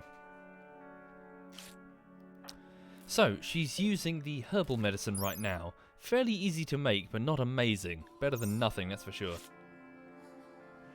Okay, in you go. So Nickel Dickle, please get the armour on, and then... yeah, just need to make sure that they have enough bed rest and meds. And if anyone really goes downhill a lot, we'll preach health and try to keep them above, you know, keep them above. So, Plague 8.7%, Immunity 8%. Oh dear.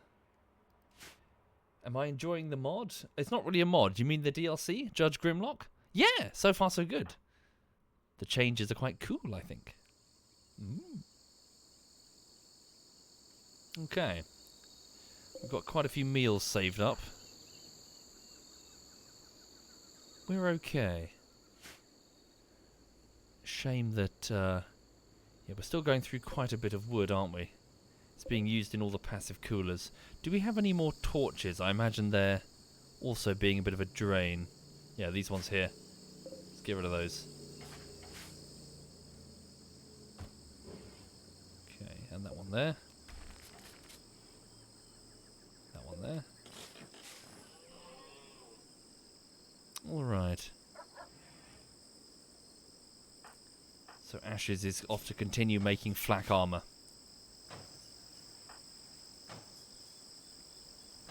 Cool. What's she doing? Hauling the steel, taking the armour over there? Okay, that's fine. Carry on. But yeah.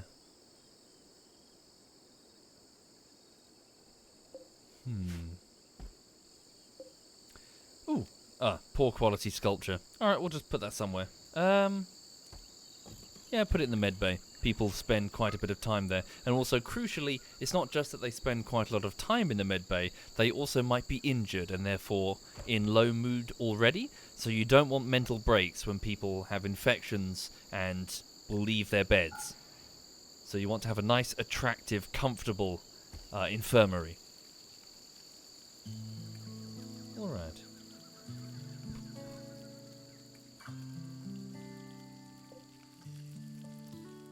We're tribals, Spy.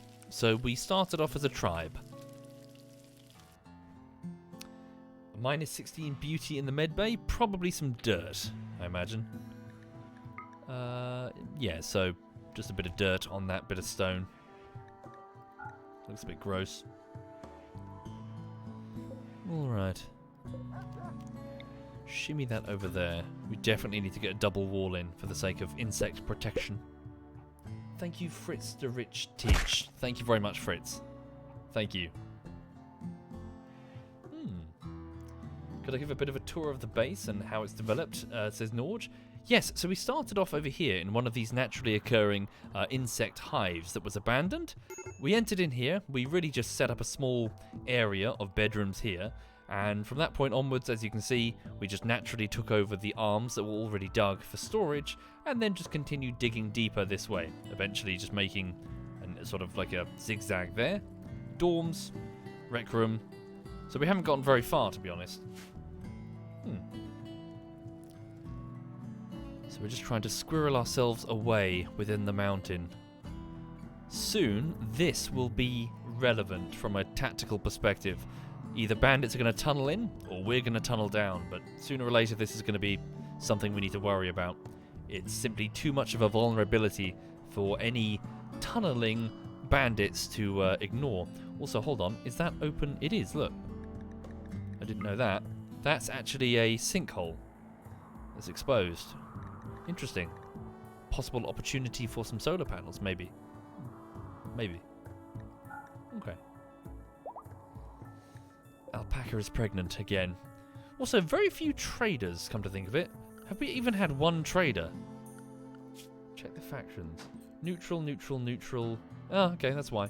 We haven't really cultivated any friends nearby, have we?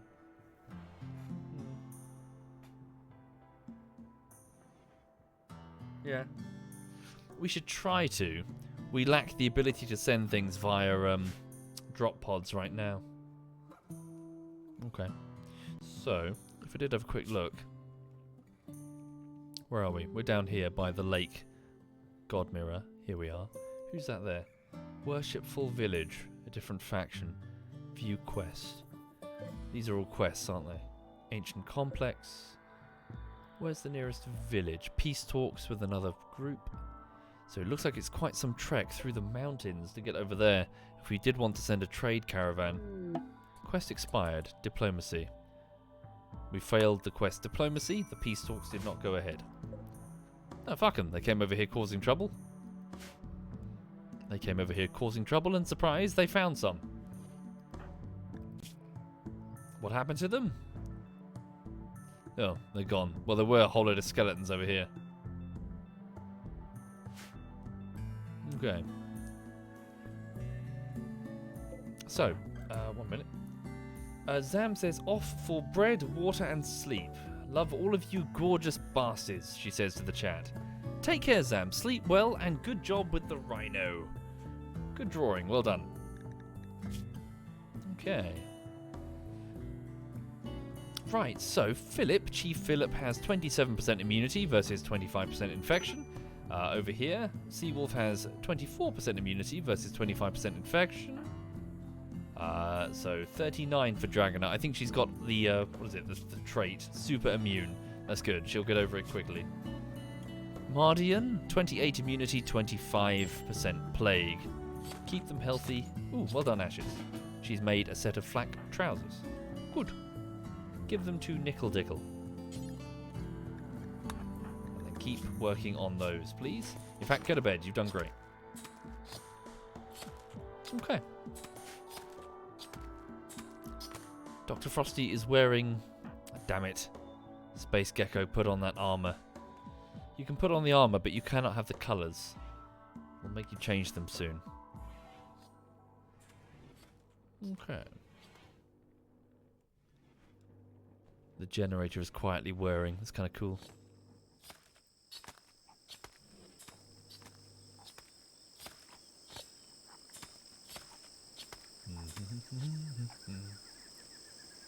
None of them are sleeping. They're all awake. They're not talking to each other either. They're just lying, staring at the ceiling, groaning. Starvation, Dragoner. Of course, she's the one who's supposed to be feeding everyone else. Dr. Frosty, if you wouldn't mind? No, we'll never do doctoring. Okay. Even though your name is Dr. Frosty, you'll never do doctoring? What, do you have a doctorate in art or something? Okay. Nickel Dickle, feed Dragoner after you've changed your trousers. Feed them all. Actually, I have a doctorate in music technology. Yes, philosophy. This food is theoretically cooked. Oh, what's that belly? What's that? I'm sorry, this is a belly rubbing zone, honey. We cannot let you pass without belly rubs. Yeah? Yes. Yes, I know. Oh, what's this about? I am a dog. Yes, you are. Yeah.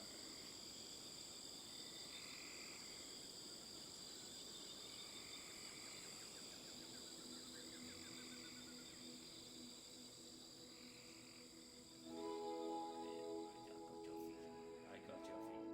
You can't sleep now because then you won't sleep later. Yes, I know you want to sleep now. I know you want to sleep now.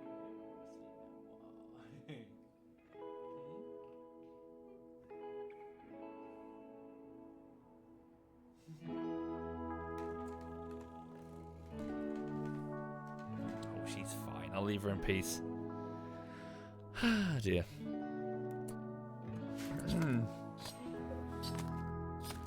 Thank you, Typhoon. Thank you, Typhoon. Oh. Got something stuck there.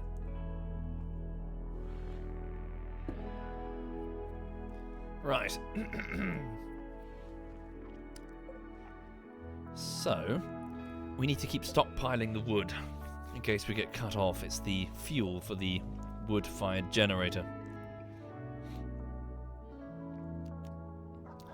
There we go. Okay. So keep the people with the plague healthy to the best of our ability. Any more... Looking for any other passive coolers that could be consuming all the wood.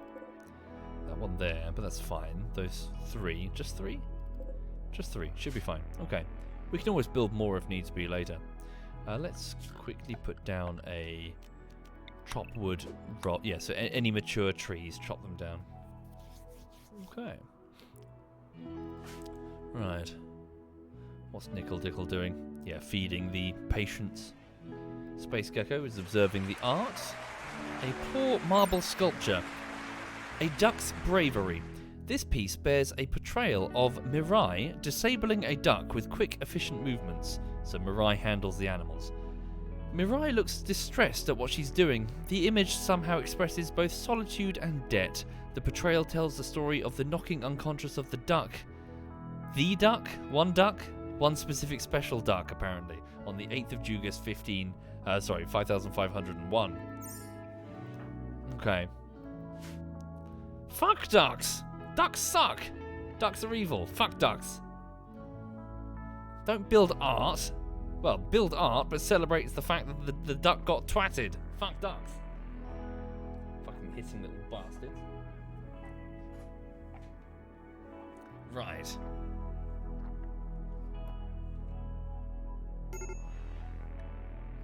Space Gecko now has a major break risk observing this artwork. Really? She's enjoying it though. She's getting a recreational boost. Just staring at the duck. It's kind of weird. You've been staring at it for the last 3 hours. Oh, what's this? A new quest. So Red Recabri, the great chief of the Union of Galcatron, has sent us a message. She wants to talk to us at a nearby location. It'd be a great opportunity to improve relations with their faction, receive gifts, but beware, a poor negotiator can cause more harm than good.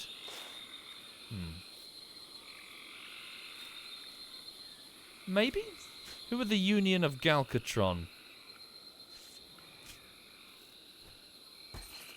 We're not trading with anyone, which is a bit of a problem. They're very hostile to us. They're another tribe, just like us. Neo-Islam. Might be worth trying to improve relations, but half my people are down with the plague, including my chief. So, Thank you, Raw. Thank you very much, Raw. Thank you.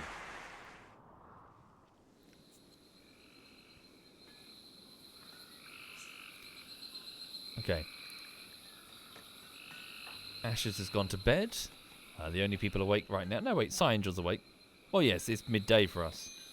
Smoothing the floors. Carry on. Quite a lot of them to do, though, to be fair. Oh, yeah.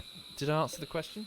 No. So 450 health, the same as a rough marble wall. So it's just the beauty value. Okay.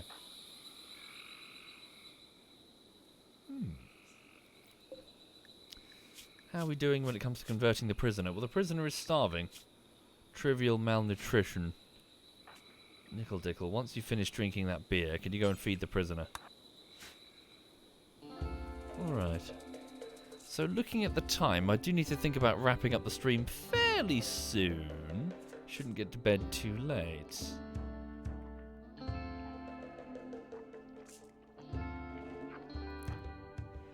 Ashes can try to convert Dragoner again soon. How's her faith? It's waning. Her certainty is dropping. Get the prisoner a nicer room. Yeah, it's a bit grim in there, isn't it? Yeah.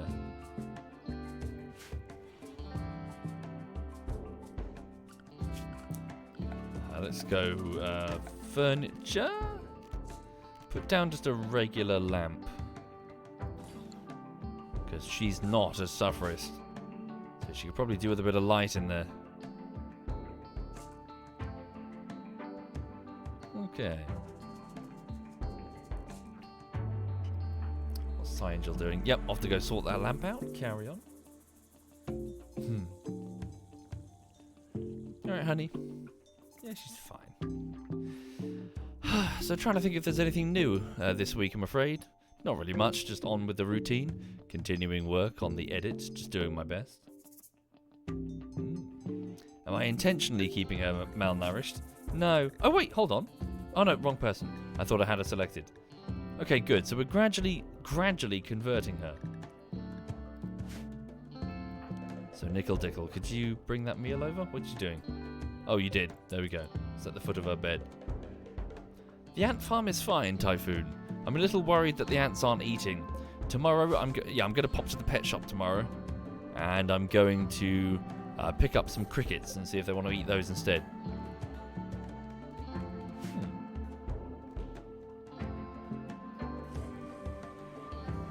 Will I be doing more CSGO vids in the future? Not sure, NK. I've got enough footage for one final bullshittery for CSGO, but then I'm out completely. There's nothing else. The people that played CSGO tend not to do it much anymore. At least certainly not to that degree. Isn't it too cold to have ants? It is, Judge, which is why I've bought them a small heat mat. They're sitting on a small heat mat, which is currently 23.4 degrees. Okay. Crickets are for bearded dragons and bigger reptiles, not ants, which is why you give them a piece of the cricket.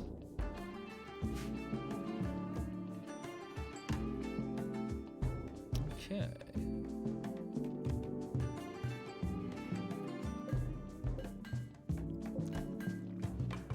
So Dragoner is off in the kitchen getting a bite to eat. Nickel Dickle the Marine is off to go and get some beer from the barrel. Nice, we have some trade goods. 62 bottles of beer. Hopefully they'll still be there by the time a trader arrives.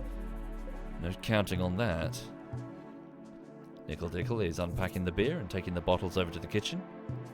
We should definitely get some more wood, get more barrels, get more beer, get more trade goods, all that jazz. Hi there, Destiny. Yeah, I'm feeling good. I'm just chilling. Okay. The ducks are fucking with their weird corkscrew penises. Yes, that's true. Okay.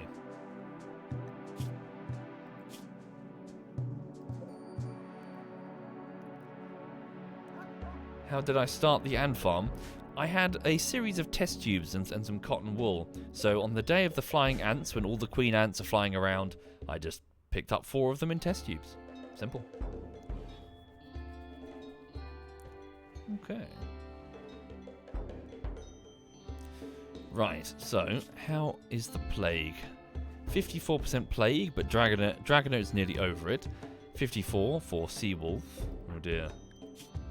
Plague minor 55, plague for Philip, but 62% immune. Mardian 52, but 64% immune. So Seawolf is a bit close there. Why? Doesn't have a damaged liver or anything.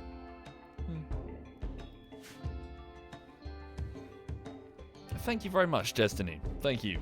Well, good luck with it. Hope it goes very smoothly. Hope you enjoy it. Good luck with the streaming. Is it males who have the counterclockwork penises or the females? Well, forgive me if I misspeak, this might be wrong. The ducks have an evolutionary incentive, or at least the female ducks do, in order to make quick mating very difficult, owing to the fact that they want a male duck that is going to stay around for a while and protect the young in order to up the survival chances. Therefore, a hump and dump is a major problem for a duck who is sallied with eggs that they've got to protect. So they make it intentionally difficult to impregnate the duck by, to inseminate to fertilize the eggs by having corkscrew vaginas, I think it is, with like false entrances. It's weird. Basically, it's intentionally made time-consuming in order to ensure that the male sticks around, instead of just shagging and bolting. Because if they do that, and presumably if they have that evolutionary pressure, then male ducks have done that, then they get to spread their genetic code and have just no skin off their bill.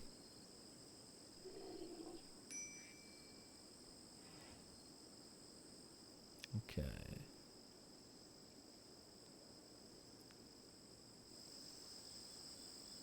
Sort of very, very tangentially related, and it's the sort of thing that you can't really make solid sort of conclusions on, because it's one of these things that's very difficult to study. There's been a surprisingly similar shift for reproductive patterns with humans, in fact, to the point that we're probably going to see a bit of a change in the next few hundreds of years, if genetic engineering doesn't just take over anyway. But previously, consider this. All throughout human history, for hundreds of thousands of years, it's never been the females who have been selecting their mates. Not so anymore. These days, you know, if you're going to commit to having a child, well, you know, contraception lets ladies pick. And therefore we might not be surprised if we start seeing different traits selected, things that we wouldn't normally consider, historically speaking, evolutionary speaking, of course. As opposed to aggression and, you know, the ability to explode into violence, we might see, I don't know, gentler people over time. Reliability, calmness, stability, you know, these sorts of qualities that people go for in a mating partner these days, as opposed to, can this guy stab another guy in the throat really, really fast? Again, it's one of these things that's very, very difficult to make any sort of study for. Too many variables.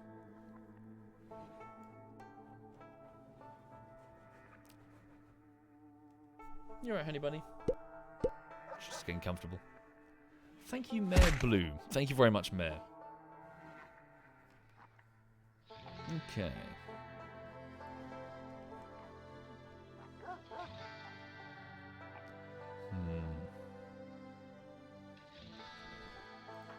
Keep them fed, keep them watered. Ah, good. Dragoner has developed immunity. So her hyper-immune... Is it hyper-immune? Super-immune, sorry.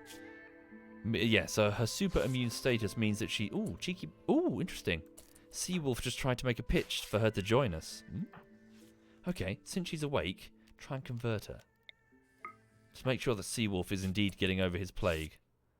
No, he's not. Okay, so in which case... Upgrade him to decent meds for his next... he's ready for his treatment? Okay, upgrading to the really good meds. Don't interrupt her.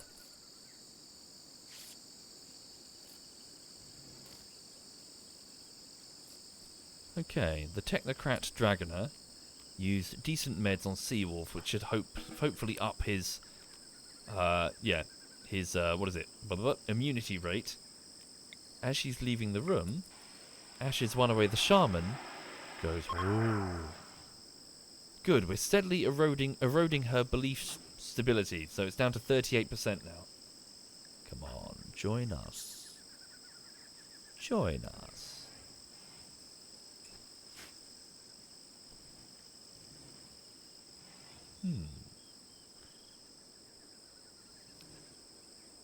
Well, hopefully we don't need to, Eki. Hopefully the decent meds there will make the difference. Seawolf is the only one riding the line right about now, with 69, nice, immunity, but also 69 plague, not nice.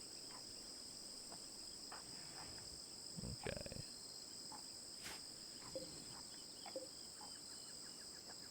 Hi there, M-Kill. Welcome indeed. Good to hear it, and thank you for saying so. All the best to you, M-Kill. Oh, shit. Thank you for the host. Oh, hi there, Social. ZF Social just hosted. If you're still there, sir, good evening to you. I hope you're very well.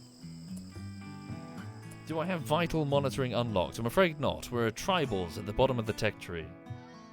We have no such technology. You too, Social. Good night and sleep well. We've almost finished researching the IED. It's going to prove very helpful. Thank you, Let Wilson. Thank you very much, Let Wilson. Okay. So, Seawolf is resting. Sight Angel is smoothing the floors in the bedrooms. Cool. Mirai, the nudist, is eating some food. And is then going off to train the rhinos. Chief Philip is resting with the plague. Ashes is resting, having worked in the workshop all day. Nickel Dickle the fighter is off to go and convert, or try to convert, the prisoner, the bandit called Black. Dr. Frosty, the one-legged chinchilla-hating cook, is having some breakfast. Oop, pardon me. Dragoner, the technocratic miner, is grumbling at the attempt to convert her to dark sufferism, but she's steadily caving, in a manner of speaking. She's mining, but she's also caving. Her belief system is caving, and she's starting to consider whether or not she should convert. Maybe it'll get them off her back eventually.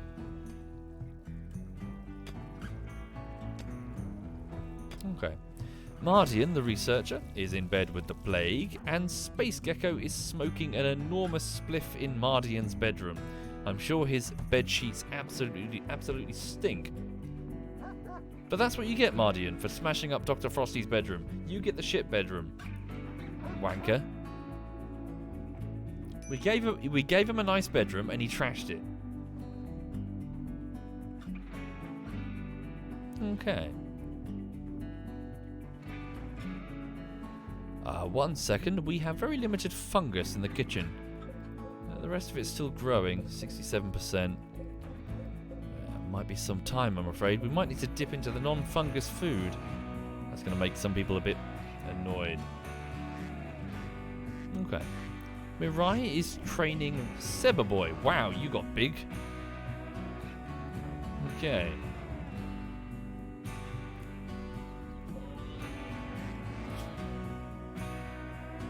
Cool. Yeah, trouble is fungus is quite slow growing. Yeah, we need lots of space for it, don't we? Okay.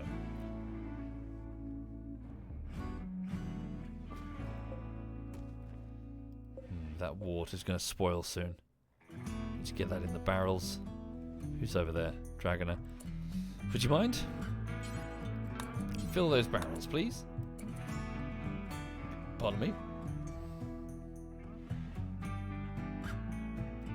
Ashes is making a set of flak trousers. Good, good. Yeah, keep building armor for the warriors. Improve their overall defense. What about their weapons? Melee weapons. Decent melee weapons would be wise. Maybe we should save the plasteel for that purpose. Plasteel swords. Plasteel longswords.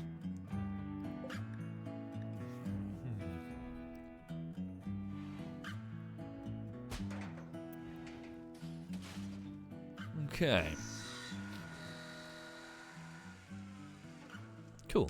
Keep shimmying these chunks of marble outside. Like an ant farm. We're dropping them at the entrance, like so. Okay. Indeed, I have played Stellaris Slapher. It's good fun. Okay, how are they doing? Sorry, the mouse is a bit spacky. So Seawolf has 84% immunity, 77% plague. Philip has extreme plague at 97% immunity and 82% plague. And Mardian is about to achieve immunity at 99%. Very good. So no one died from the plague. Good. Okay. A few more barrels can be filled up with... No, wait. We've used all the wort. Good. Good, good, good. What about crops growing? A bit more hops is growing. More smoke leaf as well. Heel root is growing, but it's going to take some time. Oh, a little baby rhino. There's Zam the rhino. 5 days old. Okay. What I fear is that Randy might actually punish me for having these rhinos. My colony wealth is going to be quite high if I've got pet rhinos, I imagine. I can probably tell, can't I? Hang on, where is it?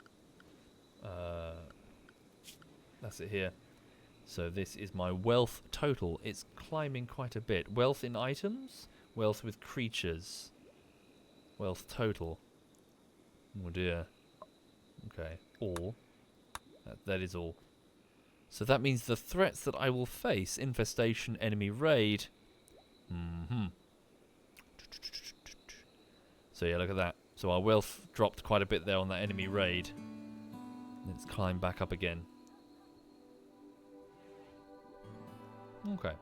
So we could face sizable threats. All the more reason to get ourselves clad in armor as quickly as possible. Keep Ashes One Away working on that, and pretty much nothing else. Mirai has some crafting abilities as well. Perhaps she could be making some swords or something. Knives. Plate armor, simple helmets.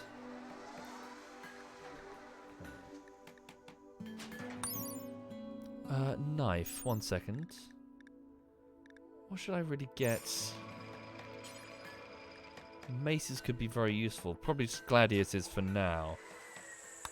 Yeah, make a few steel gladiuses or something. How much would it take to do one out of plasteel?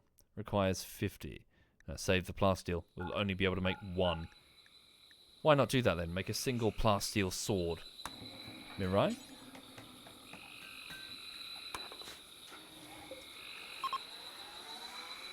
Oh dear. Space Gecko just tried to convert Nickel Dickle. Oh dear. Cheeky bugger. We don't want to be raiders like you.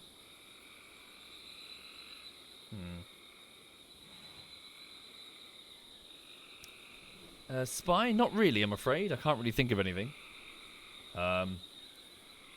As for D&D streams, no idea. Really don't plan that far ahead. Okay, there's a set of trousers. That would be for Philip. So, over here, Philip. You have some trousers to wear. Okay.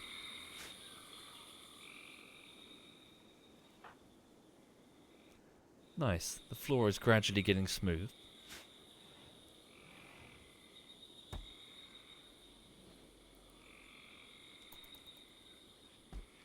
So, Seawolf, are you going to be okay? Extreme Plague? Yeah, you'll be fine. Okay.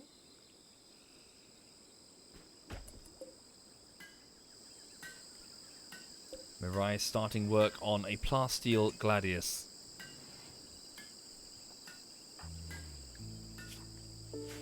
Ashes, you can go get some food. Got some loving? Did someone jump in during the plague? No, that was probably just before the plague. Alright. When can we convert Dragoner again? Not for a few days. Okay. You alright, honey bunny? What you doing? You can't sleep now. You won't sleep later, sweet pea.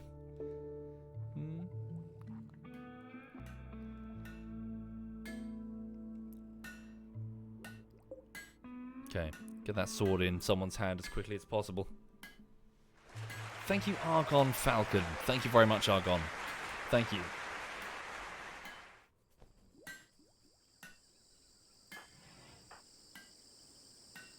Oh no. Ashes One Away is indulging in her drug obsession and she just took some wake up. Okay. High on wake up for the next 12 hours. A synthetic stimulant, Wake Up fills the user's needs for rest, allowing them to work for extended periods without getting tired. However, taking Wake Up runs the risk of developing an addiction. In the most competitive universities and companies of many worlds, high achievers are sometimes called Wake-Ups because of the association with this drug. Okay, well she doesn't need to sleep anymore. At all, so she's getting straight back to work, so well done. She's a junkie, big time. Thank you, Ankyatni. Thank you very much, Ankyatni. No breakups so far, although I did interrupt the wedding between Mirai and Seawolf. Ah, good. We've almost finished researching the IED. Good job, Mardian. Hey, well done. Okay. So, get to work immediately on... Let's go with... Long blades might be prudent. Yeah. Go with long blades. It won't take you long. And then we'll get the long sword. Okay. So, now that we've got... One second. She was about to get herself killed, Norge, by going too close to mega spiders. So 2 incendiary shells. What does it take to make the incendiary shell? 1 second. Incendiary shells. Uh-oh. Can we not make them? We probably don't have the tech to make the shells. Shells?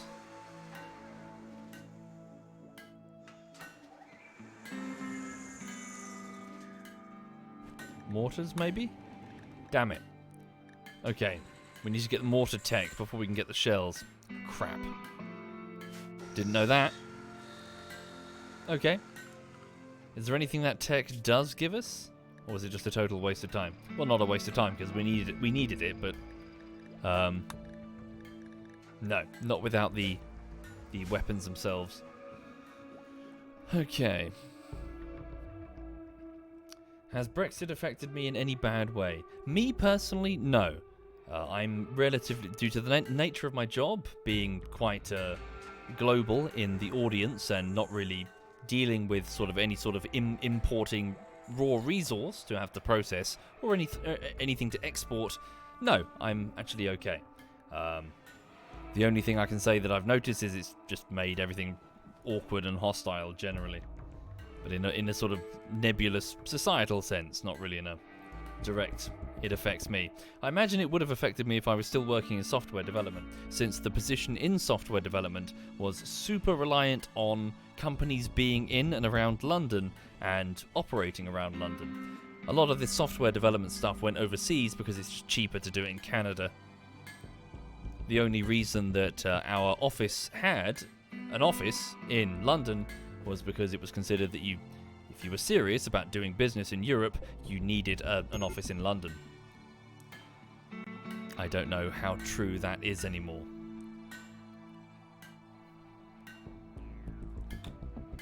One second, sorry, I'm just looking for...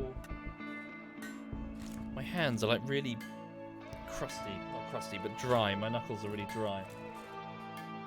Damn, I must have moved it.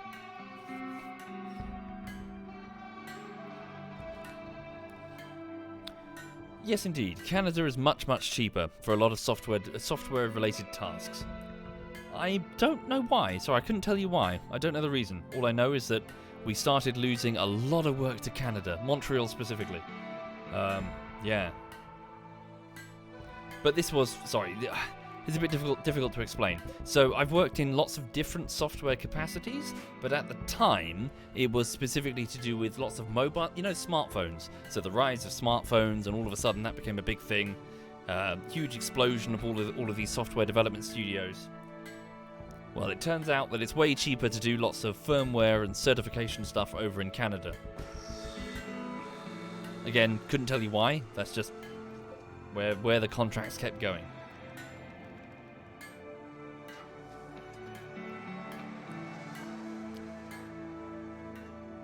So the company that I was formerly working for, just moved overseas, and then it was like, fuck. So I started going to work in London. And again, back looping round. And the only reason that office had a company in London was because, if you were being taken seriously, you had an office in London. Yeah. Okay, 1 minute. Philip, please wear... Wait, you've made... How many of those have you made, Ashes? Okay, you need to make the next one. Okay, just give that to Nickel Dickle then. Sweet. Nice, well done. Make another flak jacket. In fact, after that, make a couple of simple helmets. Nice. Yeah, never mind the flak helmets. We don't have the plasteel. Belf says, our company outsourced all of that sort of stuff to Vietnam and Pakistan. Miles cheaper. Yeah.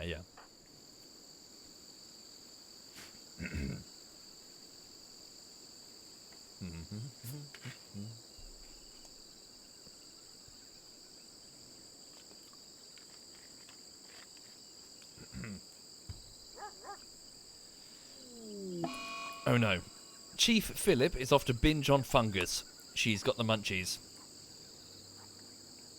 Or I guess the squidgies.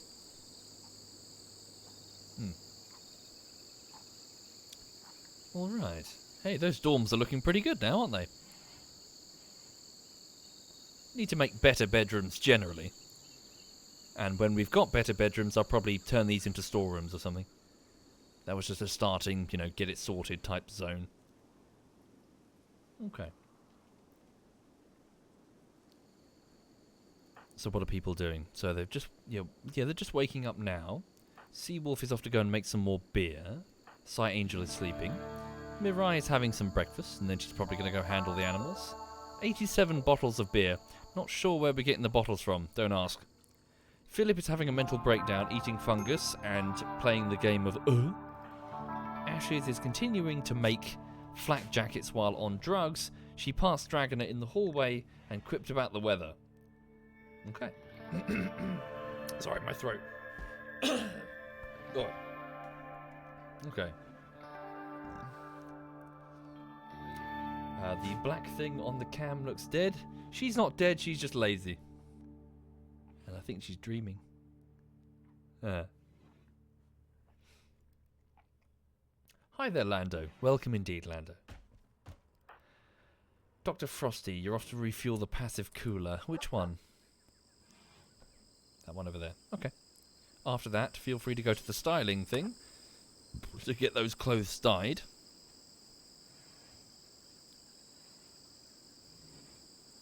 Alright.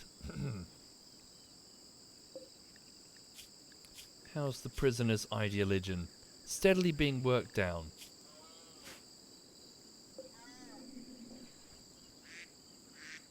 All good so far. Cargo pods have been detected going through re-entry. Ooh, packaged survival meals. Very good. Nice-ish food, but it doesn't spoil. It's fully dehydrated. Bring that in. Keep it safe. Good for long journeys. Seawolf, would you mind?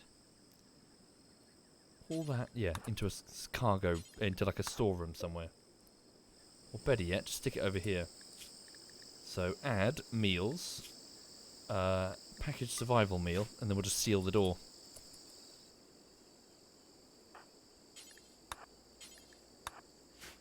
Nice. I actually bought, just out of pure curiosity, I just do it sometimes, go to Amazon and buy, what is astronaut ice cream? Or what is an MRE, like the different meals ready to eat from the different armies? And I bought a box of surplus, a small box, not a big thing, a small box of surplus British MREs. Ugh! They were horrible. They were really quite rancid. I was like, God. I mean, it was edible, it was fine. But it was like, ugh. Hang on. So set the right colours, there we go. And accept. I thought it was going to be something else, Jurassic. The astronaut ice cream, you can buy it in small amounts off Amazon. It was like, ugh. It was like a cracker. I thought it would at least have this, that you take a bite out of it and it would become smooth in your mouth or something. But no, it was like biting into a dried cracker.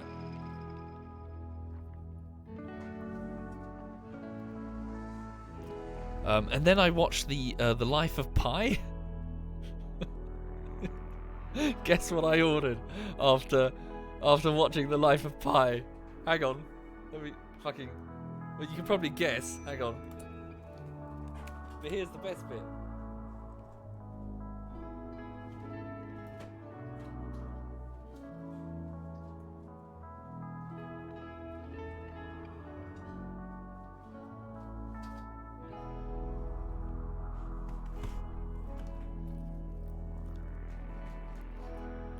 So in the film Life of Pi, the main character is stranded on a rowing boat in the ocean, and he has to eat biscuits, like survival ration biscuits that are specifically made for, shipwrecks and shit.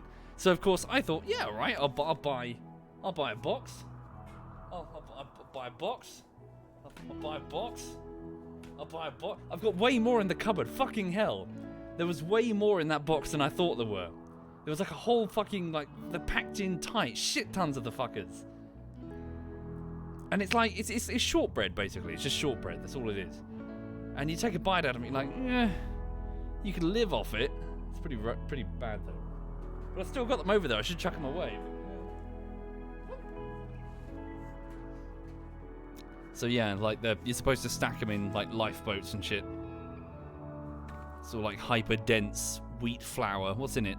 So wheat flour, vegetable fat, malted barley, sugar and vitamins, may contain traces of milk and soy. And then it's in various different languages all the way down. Store below 60 degrees away from direct sunlight. Do not let a tiger eat them.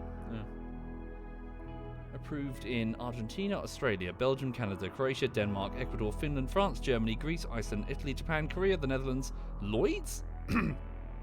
New Zealand, Norway, Poland, Portugal, Russia, Singapore, South Africa, Spain, Sweden, US, United Kingdom. Oh, that's it. You can't eat them anywhere else. It's illegal. If you eat them in any country other than that.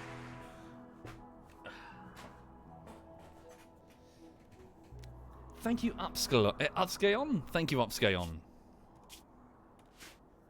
The way I say vitamins? Yes, it's not vitamins, you savages. Oh. We Brits wince every time the Americans say that.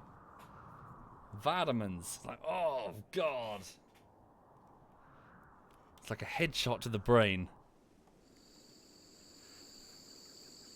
Anyway, sorry, what was I on about? Yes, so I bought, I'd like to just randomly buy types of food, just like, oh, what does that taste like? I'll give that a go.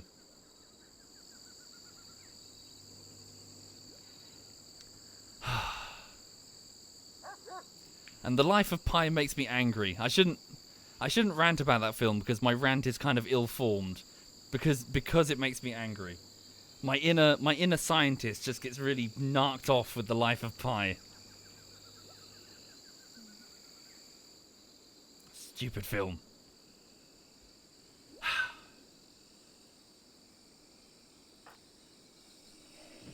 Okay. Ooh. Psy Angel tried to convert... Oh, no. Oh, no. Oh, wow. I didn't know that was possible. A fight has started over the religion thing. So Psy Angel tried to convert lazy space geckos, and they started a fight.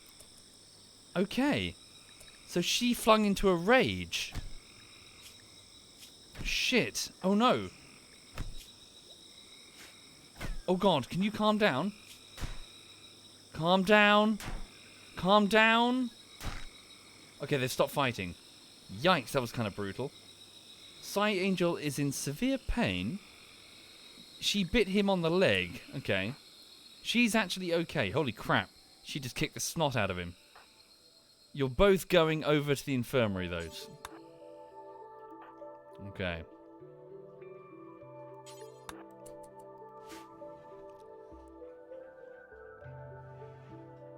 Right. Yeah, both get over there. Dragoner, come and fix them. Nickel Tickle, what the hell are you wearing? This is my fur coat. Okay. Can you... Yeah, after you've sent that meal, can you go and change your style? Alright.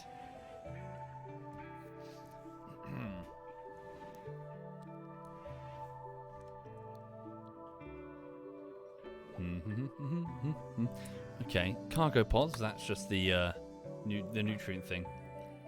The beer... sorry. Oh, yeah, sorry. I thought you were telling me that the ducks were getting to the beer, Teron. Where's Dragoner? Over there, smoothing the floor. You've got a couple of idiot patients.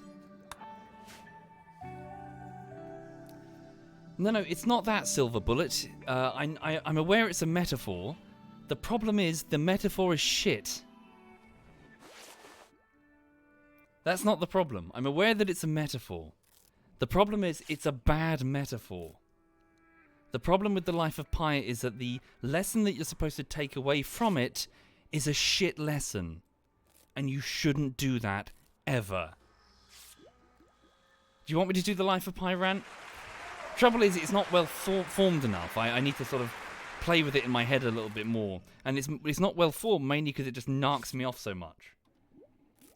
Okay, right, so, spoiler warning in advance. If you want to watch the film Life of Pi or read the book, then you need to turn me off now for like 10 minutes or something.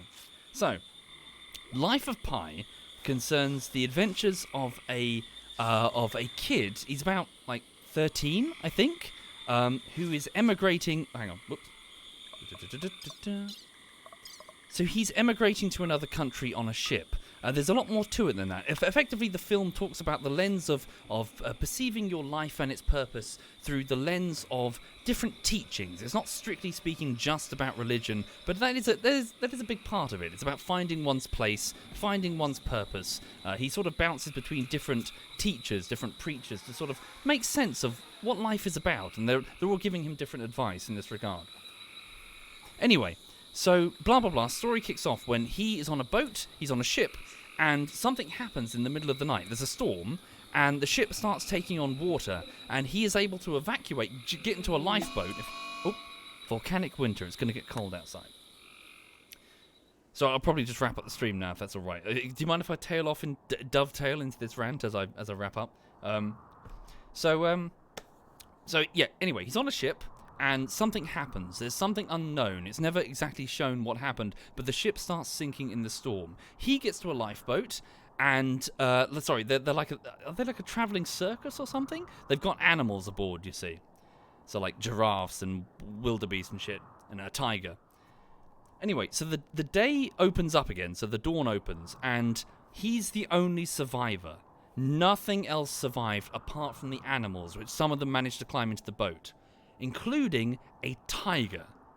The tiger attacks an animal in the boat and eats it, and then he's basically stranded on, like, he has to, like, retreat to this other smaller life raft, like, I think it's like literally a life preserver, just to evade the tiger.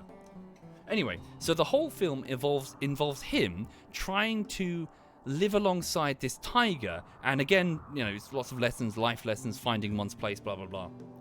It's a zoo, sorry, not a traveling circus, it's a zoo, my mistake. Anyway, so, get to the end of the film, and they find land, and they're rescued, and the tiger goes onto land, it's all good.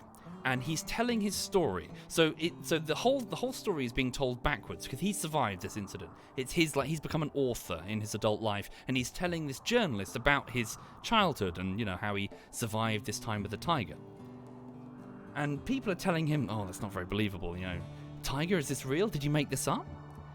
And he stops the story at the very end of the film. This is the big spoiler, okay? Big spoiler. Huge spoiler warning. He turns around and he said all of this. He told this entire story about his survival and the tiger to the men that came asking about what happened to the ship. I think they were insurance agents. I think that was true. I think they were the insurance agents for the ship. And he told them this story of the tiger and how he had to ration his resources. And then he stopped, and he told them a different story. He told them that many humans got to the boats, not just him. The chef survived, his mother survived, he survived, I think someone else survived, and then they were alone on the ocean. And as he's telling the story, he reveals that things got bad, very bad. The chef murdered someone on the boat in order to eat them. And then, if I remember correctly, murdered his mother in order to eat her. And it was at that point that the boy, about 12 years old, attacked the man and murdered him, leaving him as the only survivor aboard. And he survived because, presumably, he cannibalized their bodies. And he left it to the insurance agents to decide which story they would like to believe. The cozy story or the truth, the hard reality behind what really happened on the boat. And then when he asked the journalist, which story would you prefer to believe? He says, the one with the tiger. And then his final message, and so as it is with God.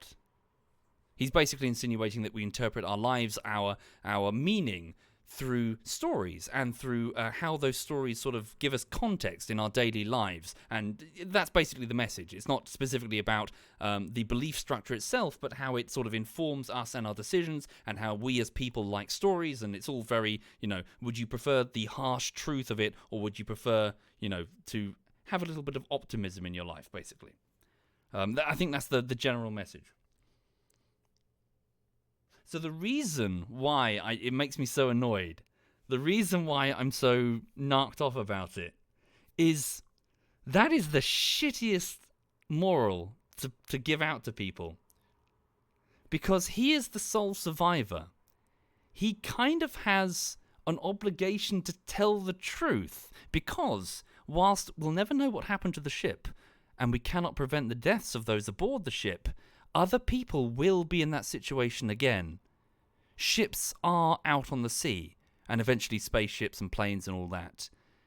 You have an obligation, really, as a survivor, as any point of data, of any witness, to speak the truth rather than tell a fanciful story and muddy the waters of the truth, because, again, all of this acts as lessons learned. Okay, right, so alternate story, alternate history. Let's say Pi got back, and rather than do the fanciful thing, he committed himself. He said that no one will suffer the horror that I suffered on the sea.